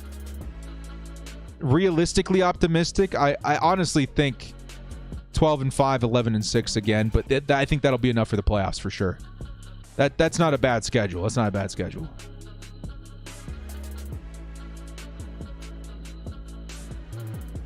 Yeah, the NFC West is, a little brutal. It could be worse, though. It could be worse. The Rams worry me the most on that list, but that's going to be a good game. I hate that that's our away game, or our home game, right? I hate that that's our home game. That's another home game for the, technically on the sheet, another home game for the Rams. Thank you again so much, Ethan, for the $20 holla. I really appreciate the love, man. Really appreciate the love. We're all out here having fun in the Pro Bowl. I'm literally dying. I've gotten maybe 4 hours of sleep the last 2 days combined. Thank you, man. I do appreciate it, dude. Thank you. 2nd and goal. NFC can try and get closer with the touchdown here, but I think it's pretty much over. 3rd and goal coming up. I'm going to stick to my guns and say 11-6 again. Just kind of the first glance with like no sleep. I'll say 11-6 again, but I think 12-5 is definitely. If we get a defense, you watch out, dudes. We're well within the double digits, right? Watch out. I think this defense is going to surprise people this offseason. I think we knew that we were going to fix the offensive line last year. We didn't know how much of a success that was going to be. Same thing with the defensive line this year. Kyler Murray well overthrowing his target, and CeeDee Lamb. 4th and goal coming up. And it's going to be a game again. Christopher Johnson says, time for a nap. Thanks for hanging out, Director Christopher. Appreciate it, man. Time for a nap. Thanks for hanging out, Director. Hey, thank you so much, dudes. Everybody, Christopher, my man, Ethan, Anthony, you guys rock, dude. Thank you so much. This was tough. Almost didn't do this today, but I'm really happy I did. Not just for the hollows, but just for you guys' company and the appreciation I'm saying. Thank you, guys. I really do appreciate it. Kyler Murray over the middle, and that's a touchdown to Dalvin Cook, and they're going to close the distance just a little bit. Christopher, again, thank you so much for coming and hanging out with me. Can't wait for the Super Bowl next week. You guys, type 1 in the chat. You going to be here next week for the Super Bowl? We're going to be all Joe Burrow next week. Or Bengals, whatever. Whatever you guys decide to root for. I'm rooting for the Bengals. And for Joe Burrow a little bit. A little bit, okay? It'll be a good time. Love Super Bowl Sunday. Love Super Bowl Sunday. Have our ceiling with a good defense being 13-4. I like that. That's kind of where I'm at too. If we get a nice defense, 13-4 sounds very doable. Super Bowl Bomber Jacket, nice. Thank you, Christopher. Thank you, Ethan. Thank you, Anthony. Thank you, everybody today for the super chats. You guys have been absolutely fantastic in this Pro Bowl. Featuring your Justin Herbert quarterback. Come on, AFC. Let us have one more Justin Herbert drive. I know they're not going to do it, but come on.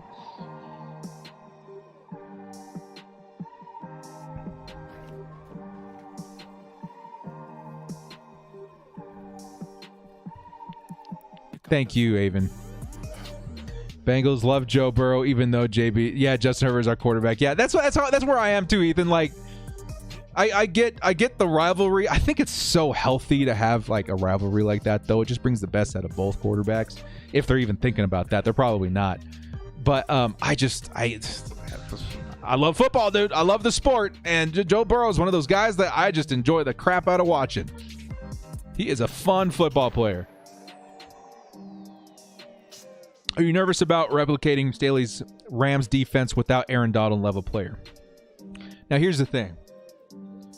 I think we have a player that can get that job done in Joey Bosa. We just haven't seen his potential in a couple years because Melvin Ingram was on the decline with us, at least.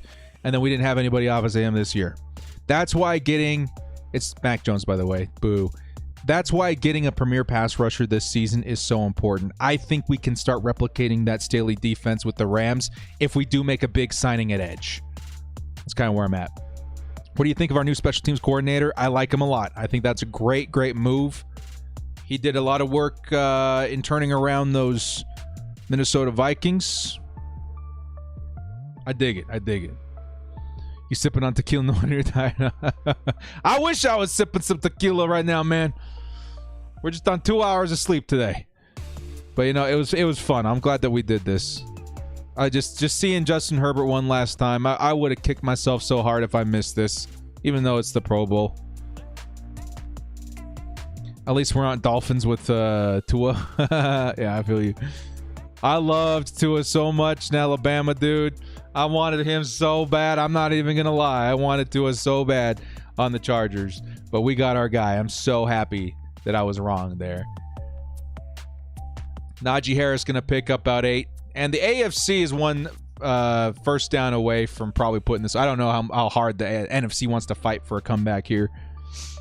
Staley said K9 is our best man DB. What? Our best man? I don't get it. If he said that, I'm completely shocked.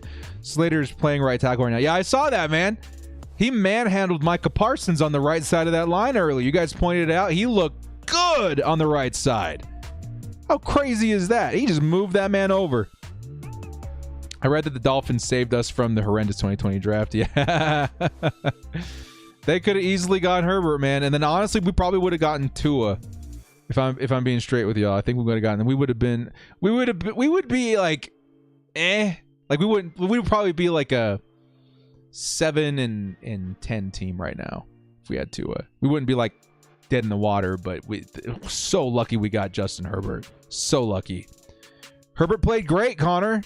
He got one stupid interception here at the end, but he did throw for a pair of touchdowns, lots of yards. He looked great. We'll give a light look at the Mac Jones just took it to the house when they called it dead after like 2 yards. And now he's celebrating in the end zone. What are you doing, Mac?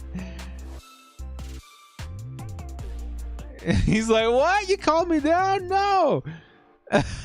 You guys see that? They called him down after 2 yards, and he ran all the way into the end zone. And they're going to spot the ball 2 yards short of the first down. Oh, man. That was funny. I don't like them Patriots, but that was funny, Mac. That was funny.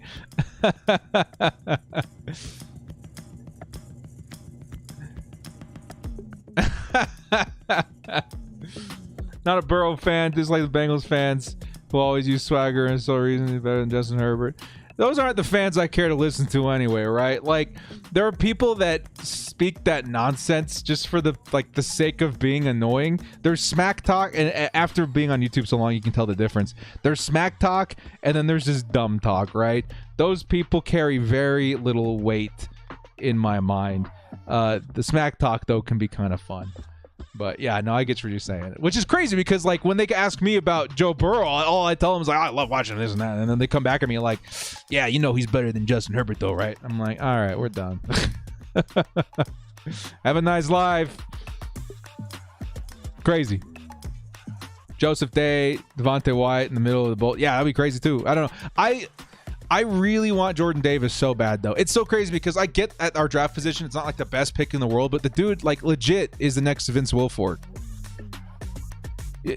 He's crazy. He's insane.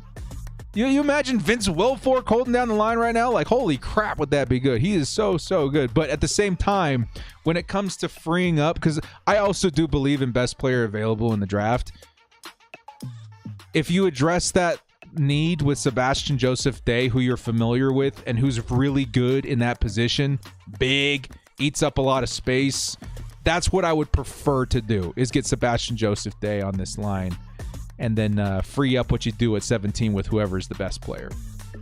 At least my opinion.